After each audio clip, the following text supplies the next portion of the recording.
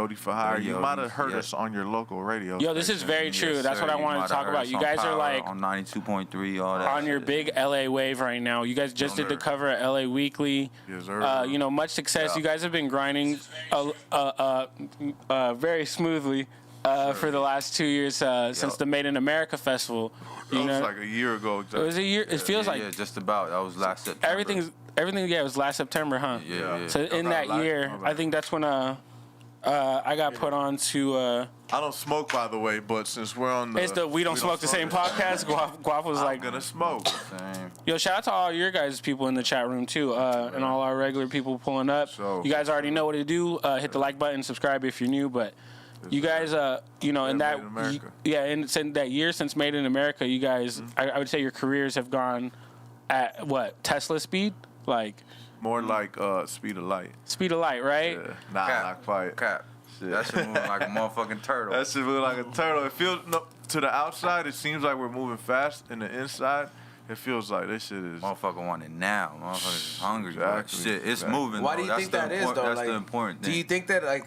I mean, if I had I just think you can't skip steps, bro. It's all part of the hustle, you know what I mean? I think that's like the whole thing that like is if you're at any kind of entrepreneurship, you always whenever you start to get a little because the losses come in like both sides. It's like Costco hands the L. Hell yeah, Kirkland size. With the wins, bro, like you gotta fucking value that little shit that came out the dirt and cherish that motherfucker. And if you don't do it, you're not gonna think you have any wins. So like I feel you on that. Like when you think it's going slow. And the crazy thing is, like, even our wins, like, me and this fool are the type, like, we'll get the win, we'll be like, hell yeah. And then immediately, be like, all right, like, what's now? What's next? We didn't even celebrate when we signed a deal. We didn't even celebrate after Made in America. We didn't even celebrate after being top 40. You fools went from high school to college right away, huh? Yeah, like, bro, like this type shit. We just, like, because it's not enough. Like, we still got to hustle. We still got to do shit. I don't think it'll ever be enough, though. That's just, like, that human nature, I feel like. Not human nature. Once you get it, you just, like, oh, facts, yeah. Yeah, it's like, harder to maintain it than to get it. Just like, all right, what's up? What's next? Like, I don't even think I'll ever be satisfied, to be honest. So that was like I feel like that's a good thing, and it could be a bad thing. You know what I mean? Like, well, it just depends on how you enjoy it. We don't celebrate the victories. Like, we're very good at not celebrating the victories. Yo, highlight the fuck out of a loss. Like, it'll dwell, bro. Like, it's like getting rejected by a finance girl. You're like, man, you think about it for a few days. You're like, man, I really had goals here. Yeah. You know what I mean? But like, if you get a win, you look at it like you almost don't know how to take it. But it's almost fun. I think that's just that work ethic that you always like.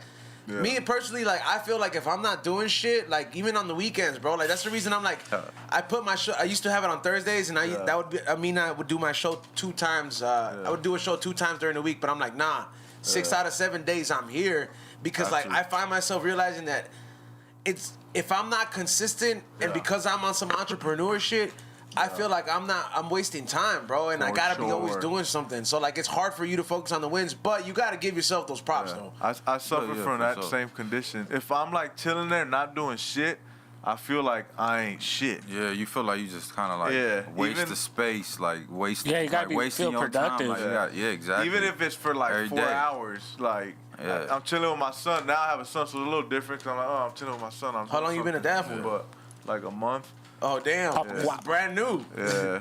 But congrats, by the way. Thank you. How old are you? Before that, 300. Yeah, 30. Nah, man, I'm ageless. I really been here since the beginning, and I'm gonna be here till the end. I like that Akon response. Yeah. He said that. I remember when they asked him, bro. First of all, I don't think it was fair, bro, because black don't crack, and I'm just like, I'm like, Akon, you could have just lied, bro. You would have played it off. You know what I'm saying? But like, he said some shit like that where like, oh, he's like, I don't keep track of that. I'm like, what do you mean? Like, you don't keep track of that, bro? I be telling girls I'm 40. When girls ask me how old I am, I'll be like, I'm 40. And they'll be like, no, you're fucking not 40. I'm like, yeah, I'm 40. Because I'll be like, damn, I look great for 40 if I'm 40, my nigga. Like, and just to throw them off, like, I'm 50. What do you mean? God, what are you talking about? I'm 40. Like, what year were you born in? I'm 79. You know what I mean? Like, what's good? They're like, no, you're not. I was like, well, bro. Yeah. Nah, but back what I was saying, bro. Like, it's hard to celebrate a victory, but that's the type of shit that keeps motherfuckers. That's what got us to this point. That's what is gonna get us to where we're gonna be, because we there might be motherfuckers more talented than us, younger than us, better looking than us, whatever, like more creative than us, but there's very few motherfuckers that work as hard. Like, we work every day. Pretty much. What I'm saying? Like, if it's not music, we filming the skits. If it's not that, we doing something else, like doing this type of shit. Or are both you fools Mexican? Factorial. Yeah, we're brothers. Where'd you guys grow up? Oh, you guys are brothers. Yeah. Oh shit. Might not tell because South Bay. he's a little ugly, but brothers. Who's older? Mike, no? Him. Yeah, put the mic a little closer. Yeah. Him.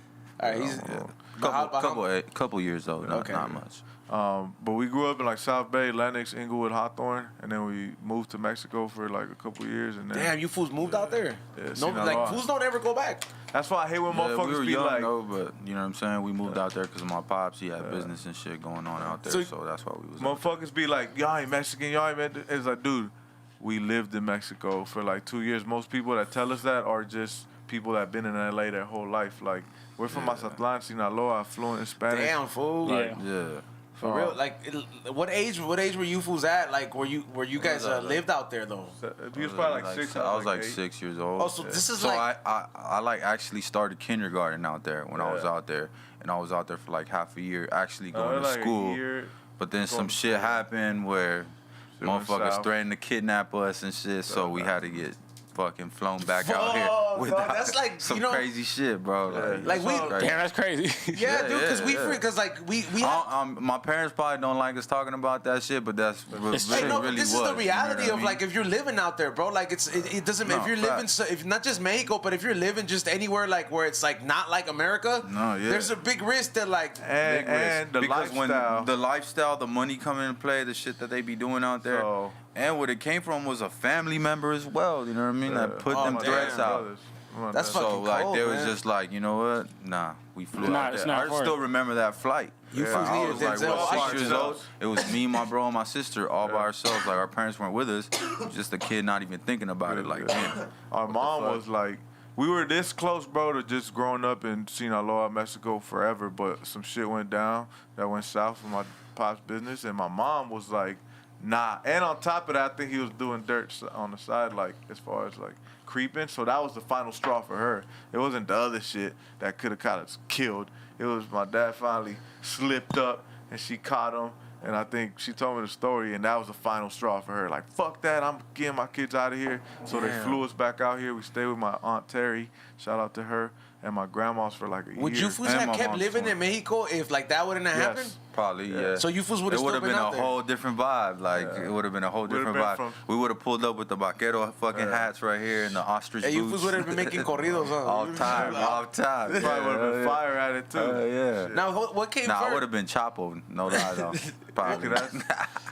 What came first, though? Like, I mean, like, because you guys make I mean, it's different because we're in a different age right now where, like, making sketches and skits almost became like improv became real active through Instagram almost. We're rappers and we make music. The skits that we do usually tie into the music. Like, let's say the first skit we ever did was when we made Coyote, and we did a skit like, you know, Coyotes. You know what a Coyote is. So that's where our name stems from, because we had a situation a couple years ago with our pops, blah, blah, blah. Won't go too much into detail, but so this fool thought, because we've been rapping for a long time, and one of our homies was like, y'all need to rebrand because y'all dope rappers, but you don't have a brand.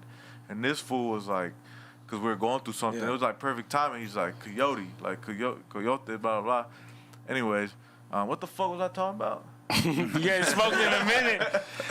Guavo ain't smoked in a minute. What was the point?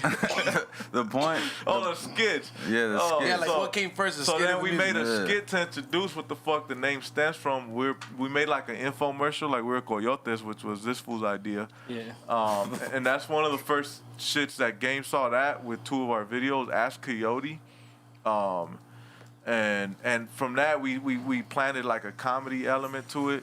So from that point on, we kind of started doing skits based off real shit. Like, we did a skit when we were in Mexico, and we did a show out there. So we had a little van, and all our homies were in there, and the homie accidentally dropped a cup of piss on the other homie because he pissed on the cup and was gonna throw it out What the window. the fuck? Yeah, because we didn't want to stop. He was like, pull over, I got to piss. We were right by and the we're border. like, fuck that, we right here, bro. We ain't pulling over, just piss in the cup. And he was like, say no more. motherfucker pissed in the cup and then tried to throw it out. And since we had the sliding van, he couldn't open that window, so he tried to go through the front. And the homie was sitting in the front seat, and I guess while he was trying to like throw it out the window, all the piss fell on his shoulder. And it just turned into like a whole little argument. And it turned out to him saying like, yo, I'm gonna put some nut on your lip. He didn't really do that because that's such he was like, I'm gonna put some nut on your lip when you go to sleep. But he didn't really do that shit. He was just in the That's a hell of a threat. It was a classic argument that I caught on tape because I wanted to film the border, and I happened to catch it, and we were sitting on his footage, and then this quarantine shit happened, and I was just thinking like, what the fuck are we doing? I was like, boom, I'm gonna make this footage like we're on the Real World episode, and I'm gonna make a skit off of some real shit that actually happened. And then also that's what we did with the fight. We were on tour with Blueface and we got in a fight. Classic video, by the way. It got caught on footage. The bus it ended up getting like a shootout. Like it was crazy. It was like some real shit. Damn, fucking that shit got that active? Yeah. But we got the footage and then I was like, fuck it, I'm gonna make some funny shit out of a real situation. So our skits stem from real shit. It's not like we just doing some it's definitely real life vlogging, but with more like, I guess, creative. Yeah, exactly. creative. Like the tarantula shit we just did, like when we was playing one-on-one and shit, like we just literally were going out to go hoop and shit. Like just, all right, fuck it, let's go hoop. And then out of that situation, we were like, nah, let's film it, me versus you. And then the homie had a homie that had all types of spiders and shit like that. Like he collected tarantulas. And then we just raised the stakes, like, fuck it, if I fucking win, you gonna put this shit on your face. And then he was like, fuck, if I win, you gonna pay me $1,000. Stacks, there's a stack on that. And it just stemmed from that, you know what I mean? I mean, how long did you guys go into, like, the whole music thing before it actually, like, started catching fire? I always like to ask this 13 years. 13 years. It started catching fire. Because we started, like, 13th year. I was like, what, 13, 14 years, 14 years old. Now you see, damn, so you guys been doing it for a minute. But, like, see, I always like to ask that question because a lot of, especially, people that always try to chase that dream. They think that they get frustrated. Like any kind of entrepreneurship, people get frustrated because it almost seems like it's almost not going nowhere. But I always like to highlight the fact that like the bigger your dream is, the longer the fucking journey is gonna be like, and the more fucking emotions you're gonna go through that ride. Because I'm like, yo, if it was that easy, then everybody would fucking have it. You know what I'm saying? Everybody would fucking get that opportunity, man. So 13 years, man. That's, kudos to you guys for fucking going at it and not giving up. Because, believe me, I've seen people that have, like, been hard at it and then just, it stops. For sure. And then you guys are signed to a major label. So it's like, it's really... Yeah, talk about that. How did that come about, man? You guys are... That's dope, man. You don't hear that.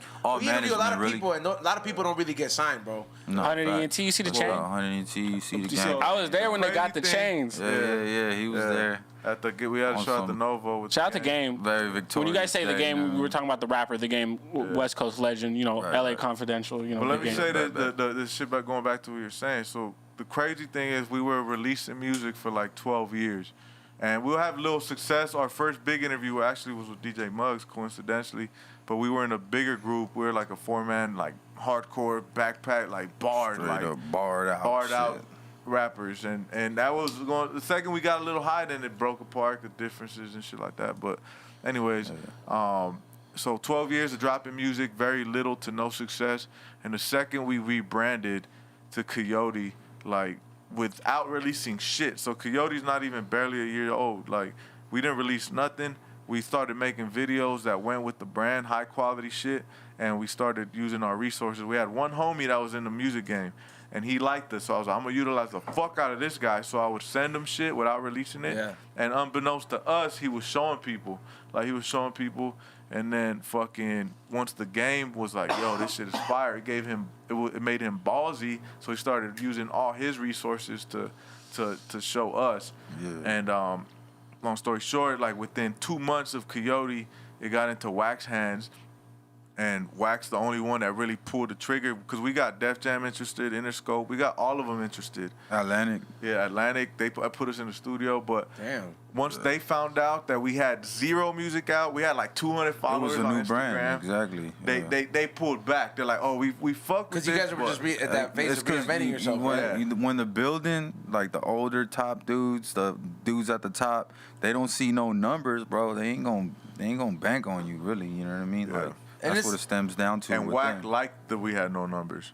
Yeah. So then he somehow finessed someone else, throw some cash with zero. Think about it. In this day and age, that doesn't happen. No music, no numbers, based on the Coyote brand by itself.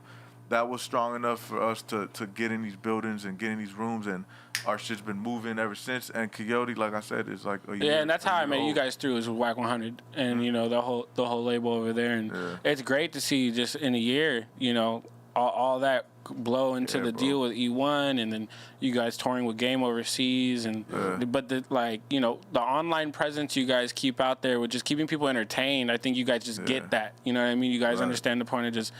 Motherfuckers are entertaining just through doing what you guys do on the daily. The one thing I want to like point out is that you guys you guys did something that a lot of artists are afraid to do, especially like a lot of artists that are on the grind. And what I'm talking about is reinventing yourself, because sometimes you have to come to real late in the game. You have to come to terms. Like fourth quarter, last shot, buzzer beater. When you're so confident in yourself, you're like, this is who I am, and this is what's gonna blow up. I don't care what this label says. I don't care what this shit says. But I'm like, if you really want success out of it, to the point where like what you idolize out of certain people that you look up to in the same industry, you really gotta look at it as a business. And if you have to reinvent yourself, like, not only is it ballsy to like, it's a ballsy move, bro. Those are balls. You gotta fucking just reinvent yourself. Like, it's like if you go, like you said, if you go from bar for bar, I'm a spitter rapper, to like, I'm gonna make a fucking song about partying for once, and people would just take that completely 360. So. And we still incorporate the bars in those type of songs, but yeah, we have to. You know what's harder than writing bars? Writing a song that everybody likes. That's hard. You just gotta find that happy balance. You know what I mean? That medium part. Do you guys remember the first time you heard your guys' shit on the radio? Yeah, for sure. Fucking the homie Doughboy hit me up. I didn't get hit up, but the homie Doughboy hit me up. But he's never on there. So. I'm never on that bitch. Like we all know this. Well, I got at this table. I'm way too nonchalant about the shit. But anyways, yeah, the homie Doe fucking hit me up, and it was like 10 a.m. in the morning. Motherfucker got boogers in his eyes and shit, and this motherfucker like, 10, yo, you should have been up. Yo, for sure. My son trying to wake me up at 8 a.m. I'm like, boy, get the fuck out of here. Nah. But yeah, it was like 10 a.m. and he woke me up. I just fucking went outside, and that shit was in his car, like on the radio. Yeah, shout out to Charisma. She was the first one. Kyrie. She was one of the first people we met up with too before we dropped anything. Like, she saw the 2 videos. She met up with us. She fucked with us off the gate. And she held duty. She's like, y'all make a record I can play on the radio? She's like, I'll play it. And she made do. She was the first one to play it. She's playing Yeah too, our second joint on the radio right now too. So shout out to her and everyone that power. People that are watching in the chat room, because it's like they're wondering. It's like I like to bring on different guests and highlight different things, because number one, I love, like, you fools are Latinos. You know what I'm saying? Yes, I was like. And there's a lot of people that definitely hit me up, especially Mexican, to be specific. You know what I mean? Yeah. And there's a lot of people that hit me up. They're like, hey, man, like, I need industry advice. They try to hit up Kiero or something like that. Be like, hey, how do you fucking submit your music, this, and that? Or like, there's no hope for people like us. It's like, hey, man, if you really stop and really think about it, I'm like, this is the reason we try to do an interview like this, to let you guys know that like the persistent shit pays off. Whether like 100%. whether you're trying to represent your brand a different way, or it may not resonate the same way with the music you guys are making, but the fact that you guys have a story to tell, it's like I like to highlight that and share that to the people that are out there watching, because believe me, it's not an easy thing, and a lot of people they look at the wins only of something like a career as a rapper and be like, oh, I want to be that person, but they don't look at the steps of having studio doors close to your face. Type shit. Fucking all those times you had to pay for music and get it mastered and engineer, and it didn't go nowhere. Almost every you know time. what I mean? Just and there's all that shit that goes on to. So it's like, shout out to you guys for fucking putting on. You know what I mean? Number one for Raza. You know what I mean? And it's like you guys are doing it in your own lane and working with what you guys got, and talking about, you guys had one homie that worked in the industry that told you guys in the letter somewhere else. Charisma letting you guys know, you make me a record. You took her words serious. A lot of people will take those words and be like, oh, they're capping, whatever. And we'll never look at anything like that, but you guys did it. I don't even think our homie thought we were going to do what we did. Like, we ran with a little piece of advice. Talk about paper, right? All right. Marcus Black. Shout out to Marcus Black. Yeah. We dove in. Like, he was like, all he said was like, I think you guys should rebrand. You're dope rappers, but you lack branding. And then we're like, next day, we were like, okay, here it is, bang, bang. Yeah, boom. Yeah, and almost immediately we started fucking filming videos and making music with the branding. And the crazy thing is, to me, it's always crazy that we made more noise not releasing anything than we ever did releasing music for 13 That's years. being great people is like is one of those things. It's apparent to others when they come around. You know, brothers like you guys that work together. And then, make an impact when you walk in, you know what I mean, into a situation. You guys are fam, too. It's crazy, man. Like, a lot of people don't really have that chemistry. You guys practically know each other, you know what I'm saying? No, for sure. That's why. Like, practically. There's knowing each other. There's knowing each other, but there's, like, knowing you all your life, This guy's closet. I think he does. And then, being from, L.A., and then being Hispanic growing up, doing hip-hop, it was just one of those things, connections between, like, E-Zone and BRoll TV in general, where I was like, these are two of the people that I would love to showcase to the people out here who are. Thank you, bro. You know what I mean? That are like significantly making an impact. You fools reached top. Shout out to motherfucking Kiero too. Yeah, no, Kiero loves you, but you guys like doing things like.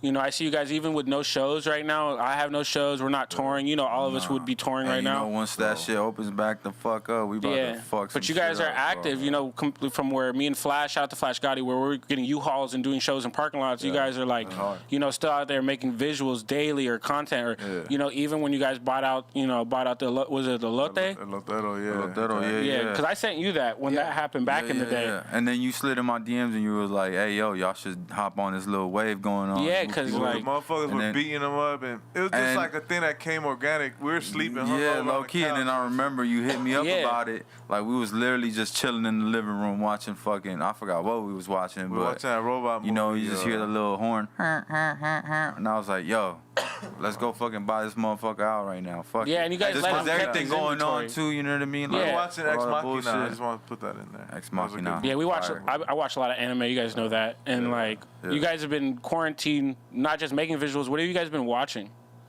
Watching shit. No, honestly, I'm watching less shit than I've ever have because I feel like we're working more than we ever have. Yeah, for real. Like any spare time I get, bro, like I'm in the studio. Yeah, you guys are always in the studio. I know that for a fact. For sure. Yeah, but continue. What were you saying about the story? We cut it off short. Oh, my bad. Yeah. The fucking Lotero just pulled up down the street and shit, and then me and Guap was chilling in the living room watching Ex Machina, like he fucking said, and I was like, bro, let's go buy him out right now. Fuck it. Just because we've been seeing what's going on online and shit like that, you know what I mean? And when you put that little seed in my head, it just like ignited it right there. And I was like, man, let's buy him out. Like, you know what I mean? And then it went fucking viral on TikTok like crazy. It put us on channel 62. That's epic. In Mexico. Yeah. Like, my grandma watches that shit. Bro, I didn't know all that. I knew you guys went up on TikTok. That video, so it went up on TikTok. It's like up to 1 million views or something like that. I did not know it went to. I don't have TikTok. Put us on fucking TV on fucking in Mexican channels and shit. So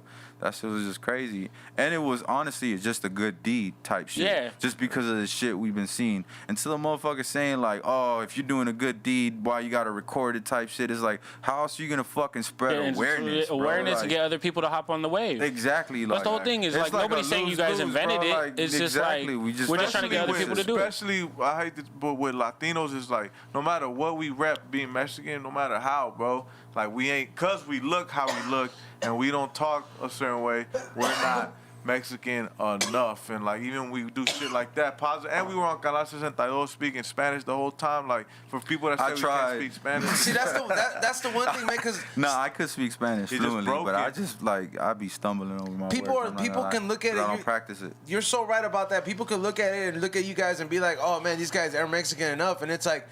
This is the reason I'm having fun doing this interview and highlighting this, bro, because it's like that fucking perception that you have of what a Mexican artist is supposed to look like, it's evolved into something else. In LA. Especially where you're coming from. And it's like, if you don't highlight, you fools lived in Mexico. First of all, I'm Salvadoran, dog. And I have never gone back to El Salvador. And as much as people try to tell me how dope it is, with all due respect to my homeland, I'm not going back. You know what I'm saying? Like, but you fools went back despite how crazy shit is. Still go back all the time. And we'll still go back. But I'm saying, and you fools lived out there for a few years. You fools speak fluent Spanish. So it's like, it's highlighting a new wave of like what the culture has evolved to, and this is dope, man. Sure. You guys that's what we're trying to bring to the forefront too, bro. Like we don't just look this certain way or talk this certain way. Like we're like I feel like we're at the forefront of like the new generation of like Mexican American motherfuckers. Like, and we feel like we need to be represented in a different way as well. But it's like, just not in like the mainstream media. That's what the fuck we're trying to do. Like just be represented in a way we feel we should be. Like driving through LA, seeing your guys' shit wheat pasted around, like, bro, like again, I'm in my car, I'll get chills again. Like seeing that in person. I still haven't seen it. You have? I get hella people sending it to me. I didn't even get a video. I was just shook. Like, you know, it's one of those things. I'll go back today, dog. I'll go back today after the. The one thing I wanted to ask is how does it feel to have that LA Weekly cover, man? Like, cause that's everybody sees that shit, bro. Like, LA Weekly is some shit that's out there. You don't have to go ahead and put money for it. Like everybody is getting a chance to see it, bro. At some point, somehow, even the pájaros in the cages, when the abuela puts it in the fucking, for the bottom of the bird cage, they so see we gonna it. Get shit on by some bird. I'm saying, what's it reason? Say everybody's gonna see it, bro. Even the pájaros see it, bro. For sure. For the birds. Bro. It's just kind of going back to what we were saying earlier, bro. It's like a temporary satisfaction. You know what I mean? You kind of like, dope. What's next? And we try to, like, let's say when it came out, this fool was like, we should film this type of skit. Like, Belly. Like, this fool has hella ideas. I'm better at executing them, but he has better ideas than me. This fool was like, hey, we should spoof Belly. And I was like, fuck it, let's do it. It came out so clean, too. And we spoofed it. Yeah. So and because, and it's also tied into the music, you know what I mean? We're not just skit guys, you know what I mean? Like, we're tying this shit into our brand and our music, and that's what we got to find as a, like, I guess, third party, just for me, I guess, as a DJ or whatever, like. The skits are enjoyable, right? So enjoyable, and then like even the videos have skits in them. Yeah, like, I'm not saying that to take away from the skits. You know what I mean? Like that's dope. All around. It's like I like that. I like doing it. It's funny. You know what I mean? And it's fun. And I guarantee those skit shows, we gonna get our own show on Comedy Central or some shit like Tyler did, and like some Dave Chappelle type of shit, but in our own way. Where we gonna center it around like. Our culture and shit like that. Animated series, because you guys... we're going to do that too, but... You guys did the South Park, and I know South Park just had the pandemic special, but the Coyote for Hire special is still in the bag. Yeah, it's still there. But, they pulled back on the gun type shit. If it don't even get released... It was very controversial, but if it don't even get released... And that came to fruition how? The universe. That's what I'm talking about. The internet. The internet. The internet. See, which is the universe. But we also got a fucking music video with South Park and shit. Yeah. So we gonna drop that for sure. That gets all South Park out of it. The video is pretty much South Park animation. Done by South Park animated. Featuring Paul Wall. Damn, that's dope. Yeah, dog. That's what I'm saying. It's gonna be fucking insane, bro. It's like, random as hell, but it's just crazy, bro. Like, and we will be on South Park for real once we get the logistics down, and we don't really fucking even for South Park, you gotta tone it down sometimes. I still like the vision of you guys having your own shit though. They are definitely never ever toning it Adult down. Swim, right? Adult Swim, you know what I mean? They have the music festivals too, and they're like, you know what I mean? I put it on everything. We gonna get on there, and that's why like I don't stress it, but I make sure we don't forget that the skits are a part of our thing, just because, like, man, music, you got a small window to really kill it. Leave it to a Mexican to have, like, an extra job, even in music, huh? Exactly. Like, it's like, hey, this music shit's not enough. We're going to make skits, too. And I want to show on Comedy Central, and I want us to be in movies, like that's really my goal is that, like, for real. Like, not only to make classic albums, which I want to have, like, that's my number one goal, winning a Grammy and all that bullshit. Are you paying attention? Netflix, Amazon, all these people. All that shit. The Coyotes are for hire. For hire. Coyote for hire. Brings a motherfucking bag, and we in that. Like, I almost could guarantee it, like, and it's weird. Sometimes, like, how we talk, the way we talk, people think we're crazy. Like, the crazy thing is this. I remember, I'll never forget the day. Our cousin was like, yo, y'all went to Coachella this year? And I was like, you said, I'm not going to Coachella till I'm on the stage. We'll be there next year and we're going to perform, right?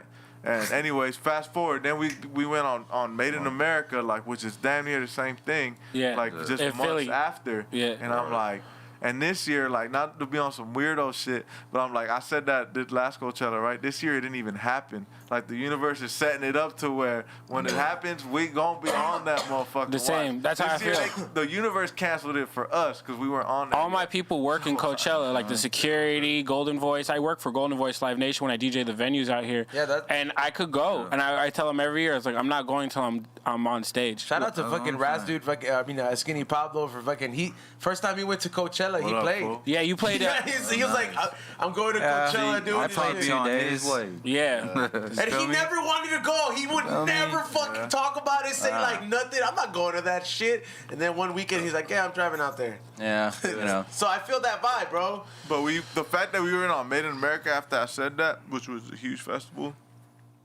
I was just like, damn, bro, are we nuts or is really whatever we think could really happen? So now, like, in my head, that's how I really live my life, like thinking that. Yeah. Whatever I really think, and I not only think it, you have to put in the work. You can't fool the universe without putting in the work. But if you put in the work and you really think it, it's gonna happen.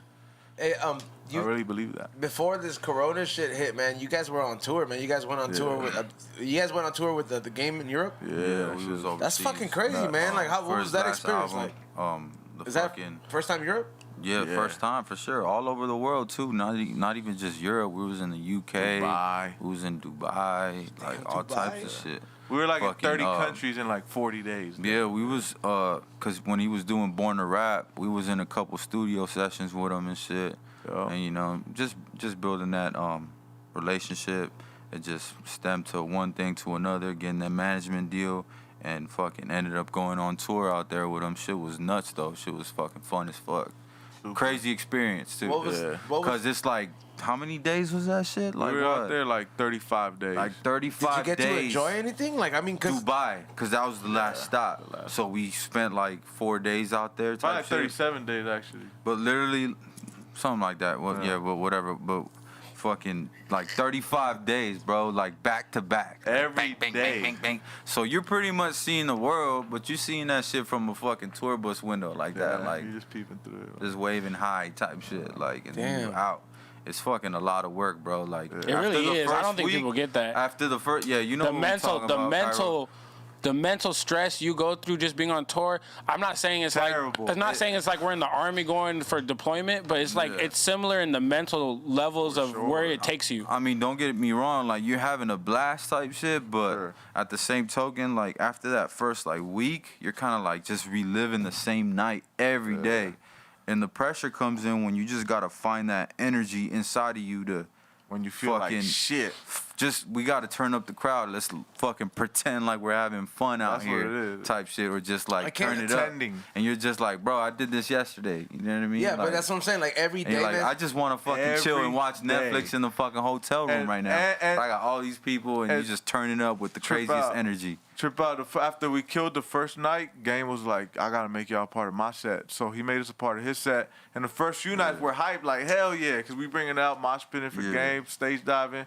And then by like the second week, we're kind of like, damn, we still gotta do Game set. Like, cause after our set, you already fucking burnt out. I think I caught the Rona. I was sick for the whole first 2 weeks. Yeah, I remember. I had a fever I couldn't shake, bro. Damn. Like to save my life. Like, and I had to go out every night. I would literally be like shivering in the corner right before the show, and like, yo, these y'all up. And I just try to shake it out, pretend to have fun, and I'll go back to my little fucking shell. Like, mind you, this shit was happening like at the beginning of the whole Corona shit when it started. So it was in the beginning, February. Beginning of the year. You know what I'm saying? And we'd fucking literally go to the next city, and you turn on the news when you get to your hotel room and shit. Outbreak. And you Same. see Corona outbreak in Manchester. And then you gotta walk into bro, we was just in Manchester last night. Yeah, exactly. And then you gotta walk into a venue full of people in London again. We're like, bro, we was just in London last night. Like, we were literally in every city where we turn on the news. The worst is when we left, me, Paper, and everybody in Flash left the Luxor, and the next day after we left, we just got home, they were like, yeah, one employee got tested at the Luxor, like, at our hotel. Yeah. Like, I was like, bro, like, and I thought I had something, too, because I got sick earlier in February, and I just had a cough. I couldn't kick for, like, a week. And then I had to shake. I was shivering. I lost like 30 pounds. Yeah. Damn, I didn't have it that bad. Bro. Damn. But yeah, that's why I said I came back, I tested, I was straight. I couldn't even pretend to enjoy the first half of the tour like, cause I was miserable, bro. I was texting my girl every night, like, man, this shit is terrible. I want to quit rapping, type of shit. And then once I got better, she texted me, I can tell you got better because you haven't been hitting me up at all. So I stopped hitting her up. Once I felt Got better. caught. I was like, but now I'm going to have fun. Cause everybody got sick on that tour, bro. Like, after he got sick, I got sick, then Game got sick. And we would talk to each other like, bro, I haven't been this sick in the longest, bro. Yeah. Like, ever. Did you get tested afterwards? I didn't, bro. But hey, I was good though, so I was good. Hey, I mean, obviously you would know if you're fucked up, but what I'm saying is like, you know what I mean? Like, even despite all that, you know what I mean? You obviously made it when we cool. got back, I was already like 100%, so I just felt like ain't no need to get tested. Like, I had a bottle of water next to my bed because I was coughing so much, and every night it'd be filled up to like right here with a color green, like that green right there. Mucus type shit, bro. It was disgusting, bro. That shit was pissing me off. But that's another thing about tour too. You start hating motherfuckers you touring with, bro. I heard motherfuckers hated Jews. Yeah. Hey, you know what it is? That's what they've been saying. Huh? Yo, it's like when you're like on tour, you're on tour with your coworkers. You know what I mean? At a sense of everybody's family, and you get tired. And you know, I live alone. Like, you know what I mean? Like, I live alone for good reasons, too. Like, I like my space. Yeah, because I'm me all day. The same way. That's the same thing. I tell people, say, oh, yeah, you fuck with me? It's like, hey, guess what? No, you don't. I used to mess with papers. Like, we ain't friends. Like, he goes, no, you may have luck. I was like, trust me. College shows like, get a month of me. You're going to get sick of me, dog. And then, like, sure enough. But then at the same time, I'm like, I like things go over me so easy because I don't care. Space. Like, I got a 2-hour Kiero tolerance. I got a fucking. It is cool and I get it because I'm like full throttle the whole day. But at the same time, if you have an issue with me, I'll look you in the eye and you can see in my soul I don't care. Yeah. Like, shit don't fit. But I love people back. You kill people with kindness, and it's like. But when you're in the same room. And you're tired, and then like so and so's on their phone with their girl or. Whatever energy's in the room is gonna be everybody's dealing with it now. You know, or you're in the Sprinter, or you're in the bus. And that's an issue with tours. Yeah, with one person can knock a whole house of cards down. Exactly. You know what I mean? And it's like everybody has their thresholds. But there's so much good times on tour. With seeing things for the first time. Overall, it's all good. It's like the day you get I think this is the day after tour when you get home and get that first night sleep in your bed. You start thinking back damn, that was fun. That was so much. That was the best. Hey, you didn't even get to enjoy food or nothing. Like, food's terrible, bro. I enjoy. I'm sure it's not as terrible as we think it is, but like just being ignorant to what's out there and like where the spots you can eat at. Yeah. That's what's fucked up because you just gotta eat fucking hotel food, bro. And in Europe, this shit's terrible, bro. Like you got some runny ass eggs. Fucking the bacon ain't even bacon. Like it's like barely cooked. It's like ham flat. Like bro, it's the worst, bro. Damn. We're eating hotel food. No wonder you was losing weight and shit. Whenever you see McDonald's, we're like, pull over, bro. We going to Mickey. The reason I was losing weight is because you can't shit on a tour bus, and some of these buses, some of these rides, I think the longest was like damn near 20 hours one time. So you have to premeditate your shit. So I was like, all right. Premeditate your shit. Hey, this is a serious thing. No, I mean, BRoll didn't say it like that when he talked about tour stories, but premeditate your shit. Explain this. Because let's say the next town is 14 hours. I look up the map every night before the next. All right, the next stop is what? 14 hours? All right, so that means I can't I got to shit before then, or if anything, I got to keep my stomach empty. So I don't have to shit in 14 hours because I got my digestive system is on the clock every day. I shit at the same time, so I started depriving myself from food so I don't have to shit on a bus. That's really what it was. So I started losing weight because I wasn't eating. So I was just like, all right, 14 hours, I'm just not gonna eat. Maybe I'll tell this fool, hey, bring me an apple from the hotel breakfast. Yeah, I'll eat a fucking apple or something. But. So you literally would be starving yourself as soon as we got to not take a shit. But we got to the next spot, that's when I would eat. Like, we just got here. You know what? This is why he's on that healthy tip, though, bro. His body, when you starve yourself, it's called fasting and shit, and your body regenerate. People don't know that. That it regenerates itself while the longer you don't eat. Because, I mean, I think recently, the last time I did it was a 3-day juice fast. fuck, dude. I felt good afterwards, but I swear for like that fucking those Terrible. 2 days, it's horrible. But yeah, you definitely don't shit if you do like if nothing goes in, bro, nothing's coming out. It's kind of cool not to take a shit for a whole day. And if it goes, Like- I know when to eat. As soon as we touch down, I'm eating because I'm probably gonna shit before we leave. So if I shit before we leave, I'm like, cool. But another thing I want to mention on tour before we go stopping, fucking that fool game was like everyone I've ever brought on tour has got booed. And I'm talking about top artists that we look at as legends, which I won't say who, but he's like, so don't take it personal. If they boo you in Europe, don't take it personal. And we didn't get booed once. Like we were out there mosh pitting, stage diving. They put on the show, man. Yeah, that's fucking dope, man. That's no one knows who we were out there. I love opening. Nobody knew who we were. Didn't have one That's song the other out. pressure that kind of just boiled up with Eats it at every you. night and getting tired type shit. Like nobody knew who we were, so we felt we had to bring that energy every fucking night. Every night. So Yeah. it was kind of exhausting. Kind of like, nah, we can't let this crowd. two fools from South Bay. Especially Two fools. Yeah, like two fools from South Bay are out That there on fucking tour in part. Europe with the game, and nobody in Europe, like this shit hasn't we reached didn't over have there. not one song out yet anywhere in the planet. Yeah, we didn't have nobody one ever. Motherfuckers was hitting us up that Where's the saw the music? show. Where's the like, music? where can I hear you guys? Like, where's And your no shit other at? Hispanic And group we were has like, toured with Game. So because of that, because so many people were hitting us up, they were like, you know what? Fuck it, we have to drop a song. Like, so we dropped "Fuck the Wall," which was our first ever song we ever dropped as the Yotes, and that was only because the people kind of pushed our hand when we were on tour with fucking Game, because people were hitting us up like, yo, I'm looking you guys up. Like, there's no music out, there's no nothing. You know what I mean? So A little we're bit of like, mystery we goes a gotta- long way. Exactly. When you fools kicked it in Dubai for 4 days, like I would have at least gone out. I would have been like, hey, let me go pet like a baby tiger or some shit. Because they We have it went out to there. What did you fools the do? Princess, or who was it? The Prince of Dubai's house or some shit. What? Yeah, I or think The we- Prince of Dubai's house? But does the I game don't know know what him? they call it. It's like, I don't know if you guys see on Instagram, a lot of rappers be going there and shit, be petting the bear and fucking doing all types At the of Prince shit. of Dubai's house? Yeah, In his it's like waiting some room, prince he out has there. a zoo in his waiting room. That's with his lions. living room. Like, No, you waiting. walk into He's like, let's get this out the way. The waiting, This then is you what- walk like, into you- the living, and he's got just lions surrounding his living room type. In cages and shit? Yeah, but nah, he's got like clear glass. You're just like literally in a much room. cages. It's like a circle, right? You walk into the room that's like a circle. All around the circle is plexiglass, but then there's just lions surrounding the living room where he lives. Dog. Cheetahs, fucking. And I think a hawk we or were some supposed to go out there and pet a lot of animals, but we were waiting for like 2 hours. I think we got kicked out. 'Cause Game if didn't I'm show not- up. Game didn't show up, that too. And then what pissed them off is because alcohol is not tolerated out there at all. And we drummers was in his fucking- house fucking drinking alcohol. And they was like, nah, these motherfuckers got to get the These fuck fools up are in out the of here. Prince of Dubai's house drinking. Alcohol Hey, when bro, it's not that's- legal And Game out not there. even and there. They don't So, like Game's it. not here. Get That- the fuck I out mean, of hey, here. that's one of those risk and versus he has, reward like- stories that he has the reward he has is like maids and shit, but his maids are all guys. Weird, but butlers.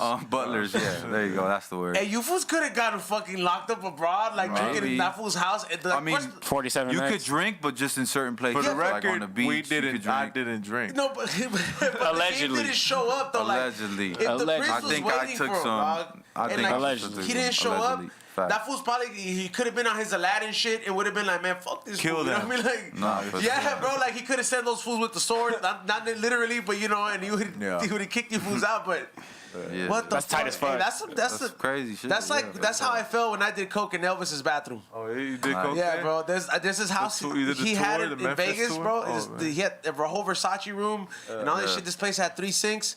Everything was all Versace out. It was just to this day it's preserved. And I was like, I'm never gonna get this chance, bro. So I was I was like, fuck this shit, Yeah, dude. that's fire. It's 3 sinks, a golden Versace elephant, and I even I was like, can I even move this? Like, nah, I have some special glue. Like it was Yeah. preserved. I was like, oh shit. Probably if you move it, an alarm like goes the off. alarm or goes something. off, yeah. But everything was. I never seen Versace wallpaper. Me neither. Yeah, like I was like, and then this shit's legit. That'd be hard. Elvis had that shit. I'm Like, gonna have Ben Davis Is everything that in the my same house. bathroom where he died? Nah, he this died is one of taking the- his shit, right? this was one of I think so. Yeah, he did die taking shit. Yeah, he died did. taking his You shit. could go to that house though in Memphis. yeah, I think. What are the Nah, not Memphis. Is it Memphis? You know how No, I found it's- out? or You know how I found out he died? Nashville. He was taking the Nashville. shit. It's because Eminem did like when he yeah. shot that video where he was dressed up as Elvis, but he was like standing on a big ass turd in the bathroom in the toilet. That shit was hilarious. Funny. Eminem was a goat. that's like almost like doing shit and like that's a check mark right there, bro. Like you got to get that animated or something like in the like do the South Park version of it, like if you could in the Prince of Dubai, yeah, bro. Like get the Prince, because that's crazy. I mean, bro, like. There's a lot of fools out there that'll give up. Be like, why did he do this? You know, like this is not cool. I mean, sure. The homie literally spilled like his bottle of liquor in his living room, and his butler came and was wiping it down. And I could see it in his face, like he was pissed. Like he just knew it was alcohol. So for the record, it wasn't us. He disappeared. It was the prince of a different country. Yeah, exactly. I know, but I mean, Dubai's strict. That shit's crazy. Super strict. It's the prince of a different country. Well, allegedly. I mean, bro, we got to the airport. They stopped us 3 times before we even get out. For sure. Just me and him though. I was just like, what the fuck? And not even just stopped us. And the motherfuckers kept asking me like, where's the weed? Where's the weed? Where's the smoke? In the airport? At the airport in Dubai, bro. When we fucking landed. They take out every piece of clothing. Look through everything. They swipe in the bottom of your suitcase to see if there's anything like. And we packed for fucking 2 months. Yeah. So we have all this shit. And they literally took out every piece of clothes. And I was just there for an hour, like, y'all gonna. And the second time, I was like, you really gonna do this again? I just literally an hour with your fucking coworker. Yeah, you got like different stages, and every stage, bro, they're pulling all your shit out. That shit was annoying. But besides that, Dubai was fucking dope. I remember our driver on the Yachty tour that I did accidentally drove us into Canada while we were asleep. You did? Nah, our driver.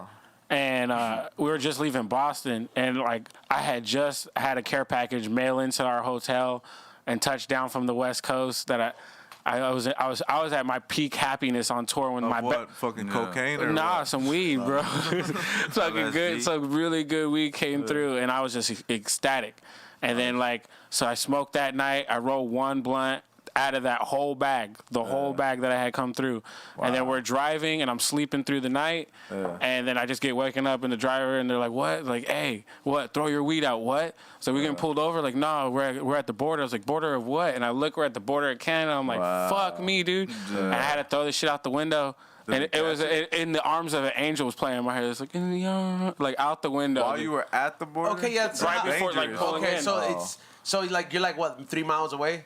No, it was like 1.5 miles maybe. Damn, so the cars. So they for sure probably saw that, but if anything, they probably. But then they went through the car and everything, and all they found was like the end of like a filter from a raw cone that was on the ground somewhere. But like everything else, they didn't fucking. There was no more weed. They searched.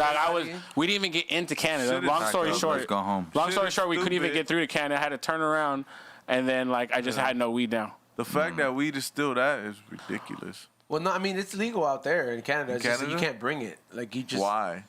Just because it's different laws. I guess crossing the border. Why? I don't understand why. It's international laws. It's like, I understand why. This is why the Yotis exist. This is why Yotis exist. Like, morally, I don't understand why. Like, how do morally you feel right, let's say, throwing someone in jail because they got a few pounds of weed? Like, how is that morally, like, how does that I mean, a few pounds. fly? That's like a Isn't career. that crazy? I was just thinking about that the other day. Like, you could have 10 pounds of boof, like just swag, whatever, brick weed, and it's still bigger charge. Not even though, like, if you had 1 pound of fire, which is like way stronger and all that. Like, they don't test weed. They just care about the amount, which is it's just like, man, I was like, man, that'd be the worst. That shit is stupid. Threw that bitch out the window. I think all drugs should be legal.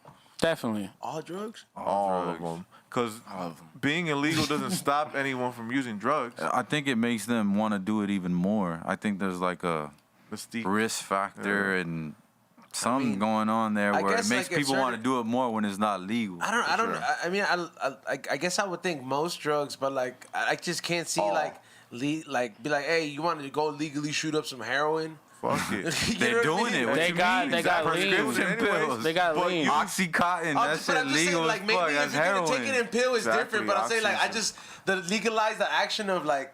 You know what I'm saying? What's the difference though? I mean, you shoot up a fucking IV of vitamins. You motherfuckers taking literally heroin. You still promote that it's bad, and you do have programs for it to advocate against it because obviously it's bad. Uncle Sam needs his cut. That's the only reason why it's fucking illegal. Pretty much, some things can't be taxed. Being illegal doesn't stop anyone that wants to use heroin from using heroin. Does it surprise you that like weed generates so much money for like everybody who legalized it? I mean, all the drugs would if they were legal. I see that aspect of it, but I just don't. Think about. I don't think like meth and shit. Meth should be legal. They gonna be fucked up. I don't think meth should be legal. It's Adderall. Meth. Exactly. Adderall's one molecule off. It's one molecule off. It's the same thing though. Like, man, I was like, nah, man, there'd be so many fucking like people that get hooked. Addiction is a real thing. It really is, but I mean, at the same time, like, what's the difference between that and like alcoholics? Alcohol is also like in the same things are terrible for us. It's just things being regulated. This is an accepted poison that we're drinking casually here. Yeah, shout out to craft beers. Yeah, shout out to the craft beer. Sweetwater, we out here getting litty committee with the homie BRoll. We got the Warheads extra sours. We're killing ourselves slowly here. I do get it, but it's like I'm like enjoying it. I just imagine if they could just be like, hey man, just take the purest form, just the biggest downer, just you sleep for a few days. I think my whole thing is the criminal aspect of it. Maybe it shouldn't be as accessible as a fucking White Claw at or maybe the penalty for it shouldn't be as much. You know what I mean?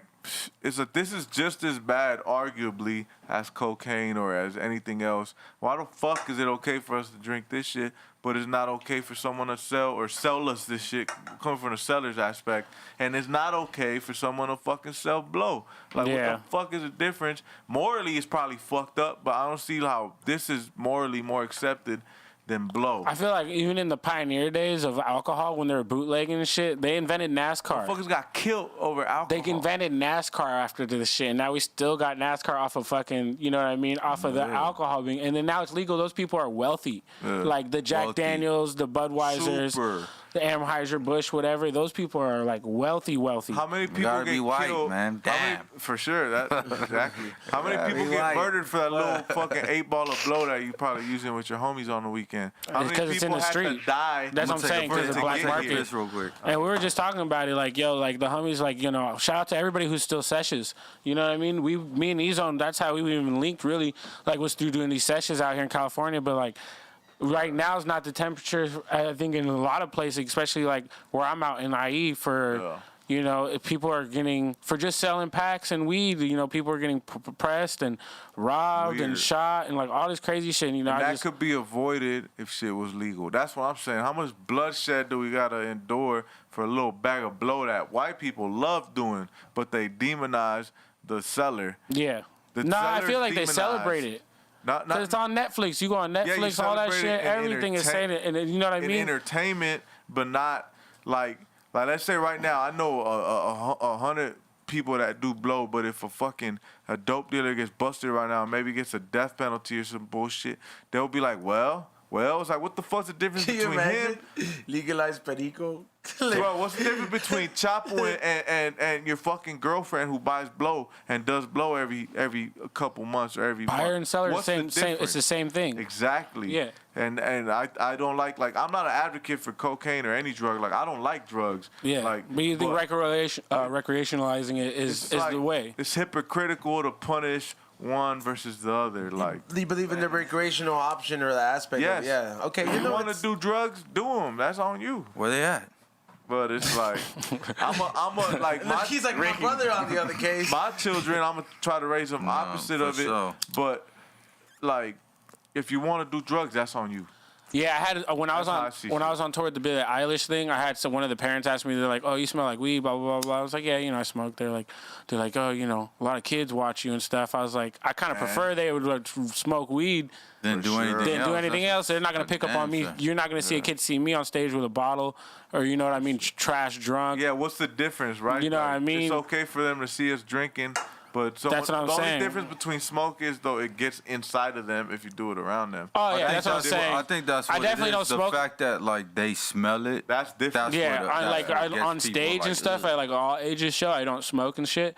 But, like, in my away from the venue, I go smoke, come back, smell like some weed. It's like taking a walk. When you're at a family party, a lot of the shows I do, I go take a walk. And that's acceptable. I think that's cool. I personally don't like when people smoke in front of kids. Yeah. Not because the action, just because it's really affecting their it gets inside of them. Yeah. Inside venues, though, I've learned my ins and outs of staying out of trouble. Inside venues, though, almost is like, fuck it, that's fair game. If you bring a kid into a hip-hop show, especially. Certain shows, like all ages shows is different. Yeah, you signed up for it at that point. At that point, you signed up for it. Yeah, a lot of these shows that they have the bar open at certain venues and shit like that, it's going to be 18 and over and shit. A kid at a concert? and then like, cause I'm like. If I'm in a venue, if I'm in a venue, you usually see the kid on the dad's shoulder though. You're kind of like, that's probably smoking. Yeah, like I've seen exactly and that's cool. that. I don't know, I'm weird like that. I've seen exactly that where like you've been in like a festival and it's all open and it's like people are smoking and like we'll bust out like just fucking joints. And you see the wind pick it up, and like I've seen it myself, and the light hits the fucking smoke, and the fucking the baby, like not a baby, like maybe 3 years old or 4 years old, like 4 or 5. It's just like the fucking he's enjoying the show, but like you see the fucking mist, dude. Yeah, the little it's nigga fucked getting up, high. but in that situation, that's on the parents. Like at this point, you're at a fucking music festival, and they're gonna smoke, drink, do acid. I'll take my son to a festival. Yeah, that's cool.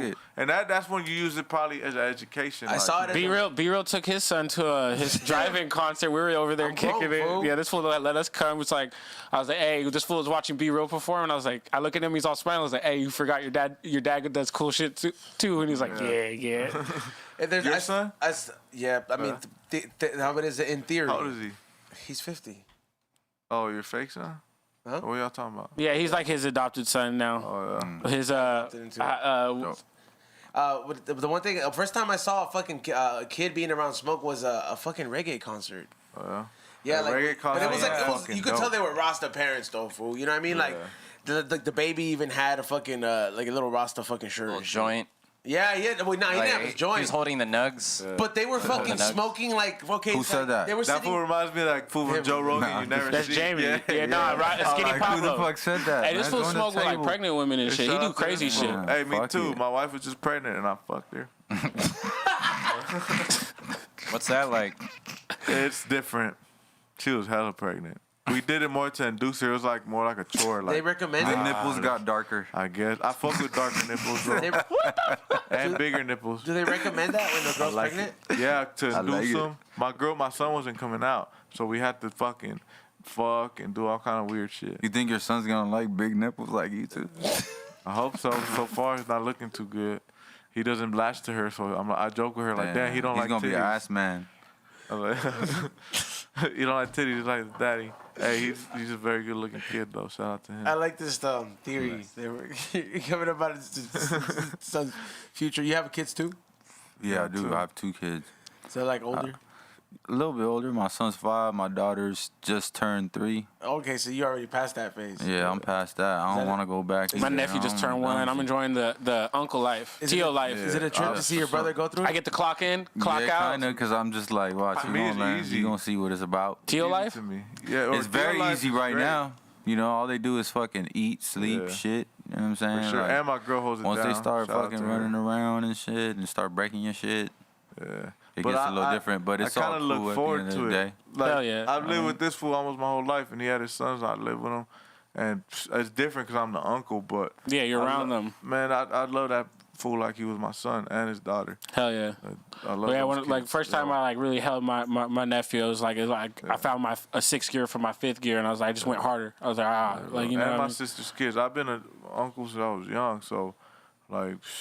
They damn near, I love them like damn near more than me. Like, so I know I'm going to have the same energy for my son. Like, and to me, that's like, it's almost like siblings. Like, you know, being Mexican or Latino, even, you grow up, I don't know how it is with you. Well, you know, being Egyptian, I'm full Egyptian. That's why I go by Kiero. You look black. Everybody thinks I'm mixed. But, you know what I mean? I'm born and raised California, you know, and I eat and shit. Egyptian? Yeah, full Egyptian. Like, both my parents are from Egypt. So, immigrated here. Who was doper, the Aztecs or the Egyptians? Like, what do you mean? Like, when doper and what, though? Like, design, pyramids. Design, Aztecs killed the Egyptians. Nah, not even close. What? Just a pointy triangle? No. You're talking about the design of the stairs. Y'all niggas stairs are like... No design, We're talking about your stairs. We're going to talk about your foundation. Pyramid. I mean, y'all got some grass around your stuff, which looks cool. It looks cool to have grass around your pyramid. Craftsmanship in the pyramid. Bro, I mean, but your characters compared to hieroglyphics... very much taller. Hieroglyphics were hard. Okay, that's what I'm saying. Your characters and the meaning and all that stuff. So you have some grass around your stones. The hieroglyphics, the pyramids. You want to talk about quality of stone? We got like marble like quality. Y'all got some like Amazon mud like put together. Hey, we make something out of nothing. That's even Aztec better. has like a very like, you know, hard depiction in like, you know, movies. What's that shit where the full It's like the Aztec fools. You end up cutting the Apocalypto? that one. Apocalypto. That shit's dumb fucking fire, right? Egyptians never had a movie like that. But because they got real life history. Now they got the Prince of Yeah, they Egypt. have the mummy, bro. They got the real life history. The mummy was called They have the movie with that white fool that played fucking You Boy. can't call it the white depictions of our shit. That's what I'm saying. You That's can't what call that Egyptians out. got. What's his Hey, name? Prince of Egypt was fire. I forgot what that fool's name is, but once they announced What's it, the Bubble Boy's name? they announced that this fool was white. I was like, I'm off this shit. He did The two dude that Egyptian played, movies. he played, what else he playing? Are you talking about Transformers? He's a great actor. He's a great actor. Are you talking about Transformers? Not Bubble Boy. What's his Oh, name? Bubble Boy. What's that motherfucker? He has a sister that was in The Dark Knight. Somebody in the chat, if you know. This fool's a good actor. He did that movie with the Snow Bunny weird thing. With Snow Bunny, it's like a cult following when he was young. And it was like a bunny thing. Donnie Brasco. Oh, yeah. Or Donnie Darko. Not Yeah. Donnie Brasco. Jake Donnie Gyllenhaal. Darko. Jake Gyllenhaal, exactly. Yeah, there you go. That motherfucker's who the Egyptians got. That was the point. Yeah. They had Keanu Reeves for The Last Samurai. They had The Rock for Scorpion. The Rock. Yeah. Y'all way off. Nah, man. Everybody Y'all I like had Dwayne Johnson as an Egyptian. we got real life history though. We got Fuck Cleopatra. with Egyptians, You for know what I sure. mean? Like, what Aztec woman talking was better shit. than Cleopatra? Hey, what about the All of fucking them? Nah, fool. the scare fucking beetles? I love Shits are Egyptian scary. culture. You're talking about from Aladdin, the Nah, beetle. those beetles that ate everything. Oh yeah, those the shits were mummy scary. movies. They're like piranhas on there. You know what? I love the mummy movies. You know though. what the Let's worst put that shit out there. Egypt got is like when you're talking about a long distance, like, oh, where you at? Oh, I'm out in Iowa. Like, damn, what are you doing in buttfuck Egypt? Everybody just says buttfuck Egypt as a fucking 'Cause it's far as term of fuck. distance, and I'm like, how did it out of 206 I'll tell you countries, why. Egypt Butt end fuck. up in? But Yeah, Egypt dog, was butt fuck. dog, it's the worst. I was like, how did we get that? Their pyramids are around nothing. At Nah, least bro, have you seen it? No, I'm just Go- talking. we gotta get an aerial talking shot. right now, but I'm gonna keep talking about it. Based on what I know, they're around sand. You go to the Aztec pyramids. There's beaches. I think and that's it's just the background, agriculture. This That's man the knows what he's background talking of about. I know. 'Cause when you I look was at the just other saying side, that it's to like a try to- whole Like something again, under you know, it, some yeah. mud, some leaves. No, I had a crazy Some thing about camels. Egypt. I feel like I have to go. I to wanna Egypt. It's go like to Egypt. downtown LA on the other side if you look. Egypt's like somewhere you gotta go and It really is. and motherfucking Not like Jerusalem. in the sense of like major city like that, but it's just like condensed, but like it's a major city right behind That's that. disrespectful to the Egyptians. It's like, but like everything around it and a certain mile around it and away is mile? preserved. It's Like gotta be like 50 miles. you gotta look at the aerial, you'll see what I mean. Like there's like I've seen it. It's A kind mile of around it? disrespectful to me. something like that. Like bro. you'll see the sick ass ancient pyramids right there, and then you cross the street, and it's worse than fucking Skid Row. All right. Do you think Aztecs or Egyptians built their pyramids, or did aliens build them? Aliens. The Aztecs did it for sure. Why do you think they made them for sure? Aliens. Aliens, dog. I'm pretty sure aliens made both. Nah, I believe in aliens, but I don't think. So you're for sure aliens I built the think- Egyptian pyramids. Nah, I'm just fucking around. I think aliens enslaved humans to build them, and they probably helped with the technology. That's a hybrid theory. Nah, I believe in hybrid theory. I think the Bible fucking solidifies that theory. In what part? I mean, what does everything about it say? Like, think about it. We are made in their image. We shall live. It never says we're going to heaven. We shall live on earth as they do in heaven. Today, what is heaven when you think about it? You look up, right? It's the sky. Yeah. Motherfuckers come down from heaven. They do this from heaven. To me, heaven is just a metaphor for like a higher species. That Yeah, I just had a discussion with someone yesterday that doesn't believe space exists. he's a fucking idiot. It was very interesting to listen to that. What does he believe? He said exists? we're in a dome. There's LCD screens. There's like they send rockets. They crash into them. No. What Like, a fucking idiot. I listened to that. It was interesting though. motherfucker's I'll sit out there. I there. said again. I'll sit there and listen to it. It's hella entertaining. I'll listen to someone, but I'm definitely gonna look at them different. Like, you're kind of dumb. They're like that nah. goes They're like hand in hand with, like, they're like the motherfuckers that CGI. believe that They the got earth- an explanation for Or like. motherfuckers that believe the earth is flat. Like, that's the Exactly. same type thing. of thing. Type Weirdos. shit. It's Like, interesting though to listen damn, to them y'all go really just, because they got a like, reason y'all for really just- everything. Y'all really just believe funny. anything that's told to you type I'd shit. say it's highly entertaining too. It's you know? very I wanna entertaining. Like, bro, there's actual Would you rather go to space or go facts that the like world deep is sea, round. go deep in the ocean? Space. You're rocking with space. Damn. Would you rather get sent off in a rocket into space, Rick? I think I'd rather go go in a submarine and go under. I think it would be scarier to go in the ocean, bro. I think the chances of coming back though from space versus the chances of coming back from a submarine, like I might rock submarine. But have you ever been in a submarine before? Nah, but it'd be terrifying. Uncomfortable. Super uncomfortable. A submarine? Do you feel like nauseous kind of? You guys been in like a submarine? Ears pop. I'm saying though, like have you been in a submarine? Nah, but I'm just curious. Like I never even fathomed. I have a friend that's been in a submarine. Yeah, not bro. a fucking deep sea submarine, but yeah, not deep sea. Nah, hell no. Like, but you in ever the been to ocean, Catalina Island? Yeah, They got a little submarine that takes you down. Yeah, When I got in that The one bitch, at Disneyland. that shit. Yeah, I think they go a little deeper, but Yeah. shit, maybe the same type of shit. But I felt like nauseous in there. Yeah, Like I was like, terrible. My ears were popping. Like. I'm sure space is equally as bad. At least in the ocean, if you're close enough. Space is probably 10 times worse than that. I just remember I've seen like a rocket take off and then it exploded, and like I never shook that image. Yeah, that's terrible.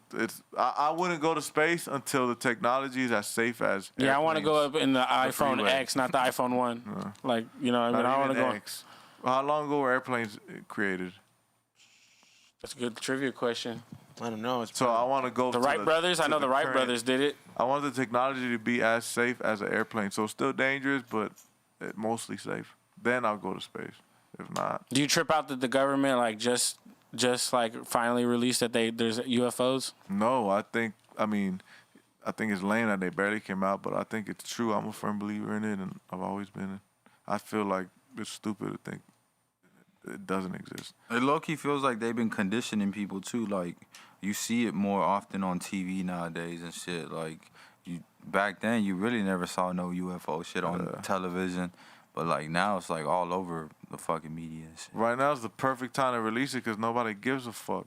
Because y'all gonna like the news travels so fast. I mean, you got your phone, like motherfuckers be like, oh shit, it's crazy. They said it's real.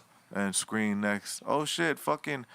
Is that Chris like Brown a justifiable source like, though? The motherfuckers that said that it was real, the official government said it. So if you believe what the government says, then yes, it's like it was on CNN. It was on every credible publication. They unclassified almost every UFO document ever on the government's website. The thing is, there's about 100,000 pages. Who the fuck is going to go through it? Yeah, it's like teams of people just trying to source through it. And you know. They declassified everything they know about UFOs, not aliens, UFOs, which is unidentified flying objects, and they completely declassified it. And you can go on their government websites, and you could find every document and read through it if you want. And they have official government officials talking about that. Yeah, we had a sector that was specifically to see if UFOs pose a threat to humanity, and they admitted to having that. I try to smoke them out. Especially if I just see an alien pull up, I'm like, this is crazy. I got to spark. I spark one. I'm like, hey, either you gonna hit this or like. Yeah, that'd be cool. Or I'm getting smoked. I thought you meant smoke them, like kill them. Yeah, that's what I thought. I was like, damn, smart. Money and Kiero gonna pull out the blammer and smoke an alien. I roll around with the samurai sword. I have one in my BMW, not this car. See, that's why I try to do. Shit. I'm like, yo, if you come at me, I'm taking an arm. He's gonna come at you. Cause think about it, when we see, I fucking, when people are like, why don't they just take us or take over? It's like, do we just take over all gorillas that we see when we go observe them? Yeah. We observe from a distance, try not to be seen. Yeah. Let them enjoy their. I think that's the same thing. They see us like we might get snatched up here and there. I thank them for all the video games I got. Who? Gorillas? Aliens. I'm like, man, thank you for my Nintendo. We taking a shot or not? Shot? What? I mean, we could. We was just. Let's take a shot and then get into these Skinny Pablo. You got the. We got to do a shot downstairs because the shot glasses. We're just gonna run the. We're gonna do it out the bottle. But yeah, let's. No, we'll definitely take a shot. But yeah, let's go ahead and have. Let's run those.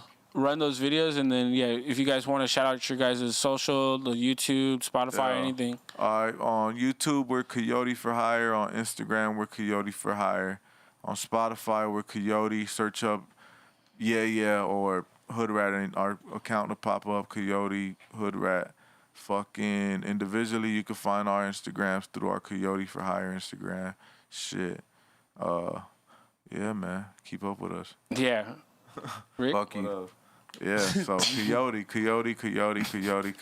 fuckyou.com. For hire. Hell yeah, let's get into these skits. I appreciate you guys coming out on your Saturday, getting high with us. So, and we'll be back after these skits. All right, man. Let's get it.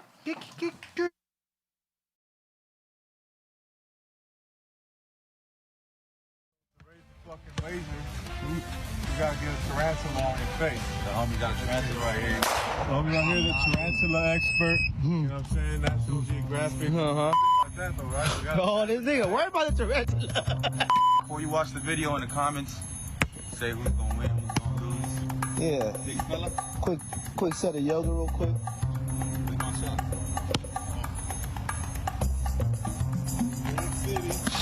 Woo! You got a chance to top it. Yes, need to get some faith. You just got it. Yeah. Woo! You want the what? Go ahead, nigga.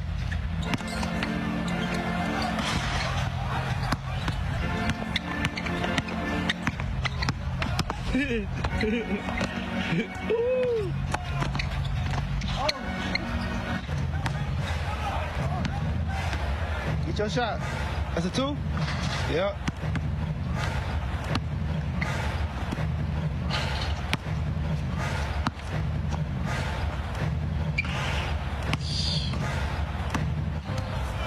Gator. Woo.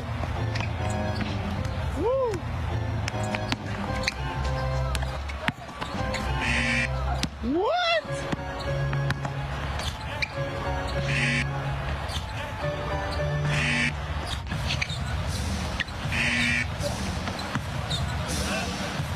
No, he gonna shoot it.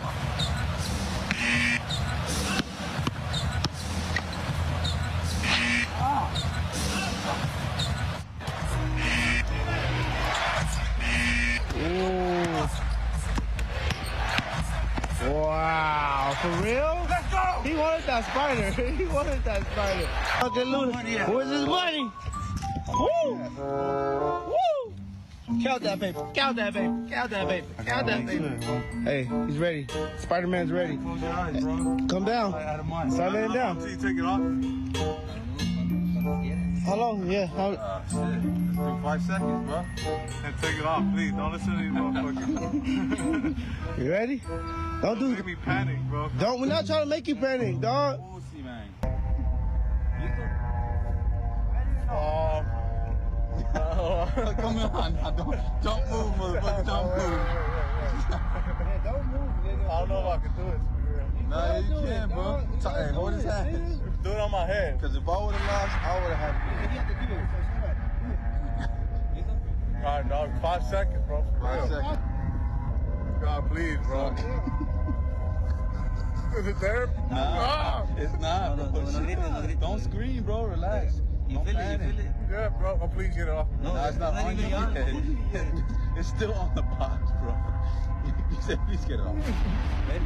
Wow, bro. That's it. That's 5 seconds. Don't force him out. 1. Chill. Bro, please, bro. No.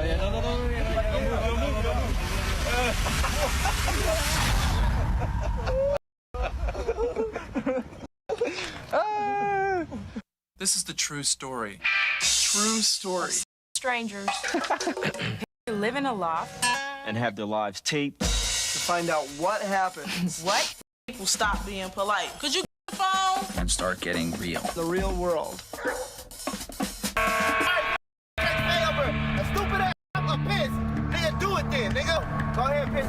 We're on the road. This motherfucker Paul can't go 30 seconds without drinking. Fuck you, bitch!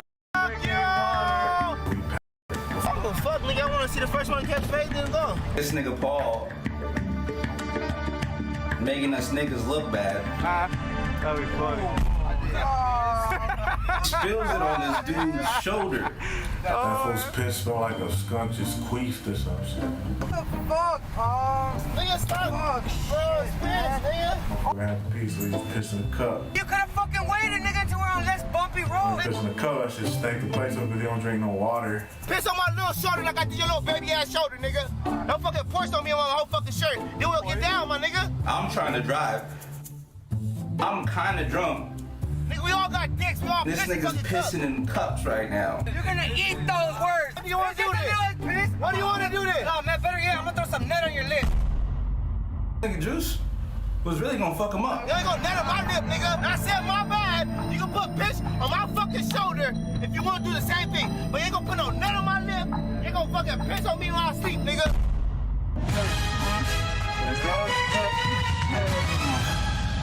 I was trying to justify the fact that he just peed on a man. Mr. Guap, I'm with TMZ. What are you doing? We just spent a lot of money on this wedding. It's going up there with the likes of Princess Diana's wedding.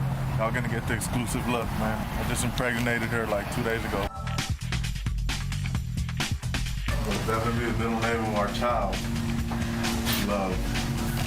I'm styled personally by Versace. She was styled personally by Leonardo da Vinci.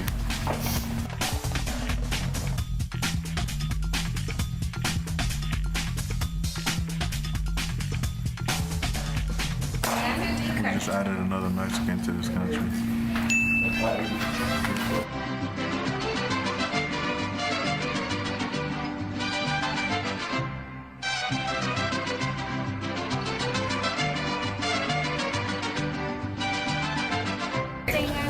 Soprano, you know, mandatory. So we're gonna proceed with your ceremony. It's gonna be right here. Okay. It's your last chance. Are you sure you want to marry him? No. She's a Morales now, fool.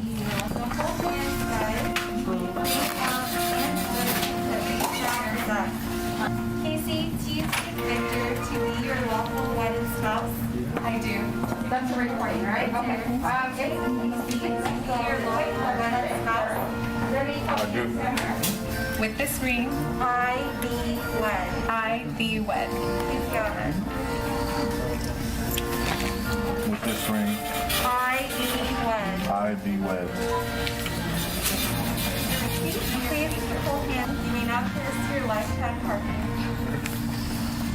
Okay. Real fancy shit, man. Check out the seating. We paid a lot for it, bro. Come on, man. Voting going on here and all that, bro. Stop playing with it.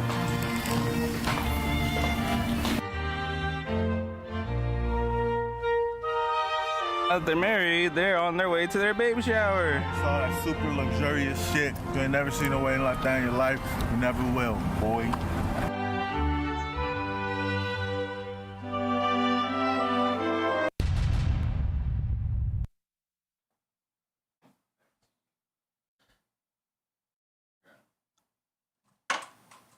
All right, we're fucking back here on the We Don't Smoke the Same podcast. I am holding it down right here. And, you know, man, I'm enjoying myself some beer. Shout out to everybody that was, you know, digging the interview. What kind of beer are you drinking? Dude, I'm drinking this fucking Artesian Brew Works Warheads Extreme Sour. Sold out in 40 fucking minutes, but my good people at Craft Beer Kings fucking always hook me up. It tastes like the candy. Deadass, you know when the candy flavor is gone of the Warheads? Like when it's not sour no more? Yeah. Yeah, that's what it tastes like. Are you drinking that one too? I am drinking the Sour Warhead drink. Thank you, E-Zone. Yeah, man, I'm drinking that. Check out Craft Beer Kings at El Monte. Shout out to all the super chatters. We're back to the fucking normal schedule over here.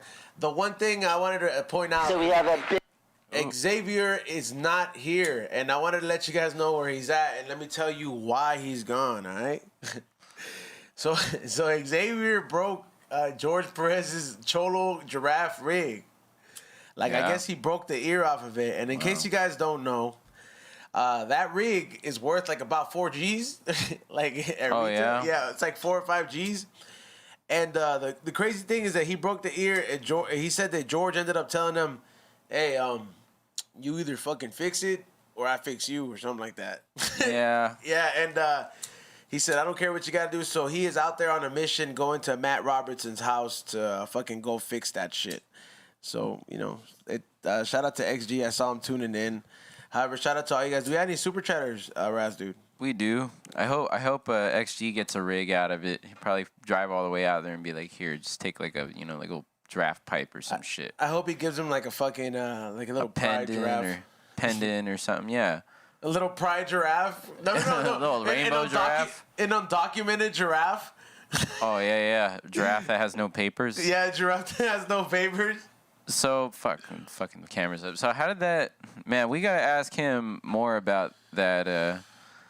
Has he ever told you about his escape into United, or not escape, but did he go through a tunnel, or did he go over a wall, or what did he go through? I don't think he had it that bad, bro. Like, just went through the border and got left here. I think he got flown in or something like that, and never went back. Or I don't know how it was, bro. But I think that I don't think he had to go do the whole border thing, man. I have a homie that he's from Germany or some shit, and he got banned. He got kicked out of the country because he was illegal. He got kicked out for like 10 years. Kicked out of what? And he was Mexican or what? No, he's from Germany or some shit, and he got kicked out of the United States because he never got his visa or some shit. But super chat, we got Dr. Frost.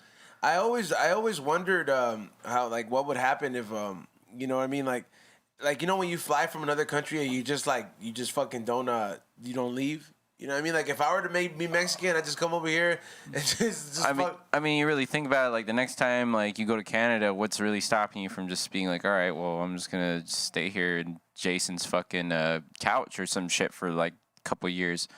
Like, how are they going to find you, Like, how is someone going to find you? If you really want to stay somewhere, how's it going to happen, And I think if you're there for so long and they find you at the border, they're going to fucking, like, tax you or some shit. They're gonna fuck you up. Yeah, I would definitely. If I were to go to Canada again, I would I would definitely. If I had to leave, I'd just go out there to go visit, get allowed, and I just disappear into Toronto. You like Toronto? Canada's pretty big. Yeah, Toronto's pretty good. Toronto's like fucking Japan, Los Angeles, and New York combined in one.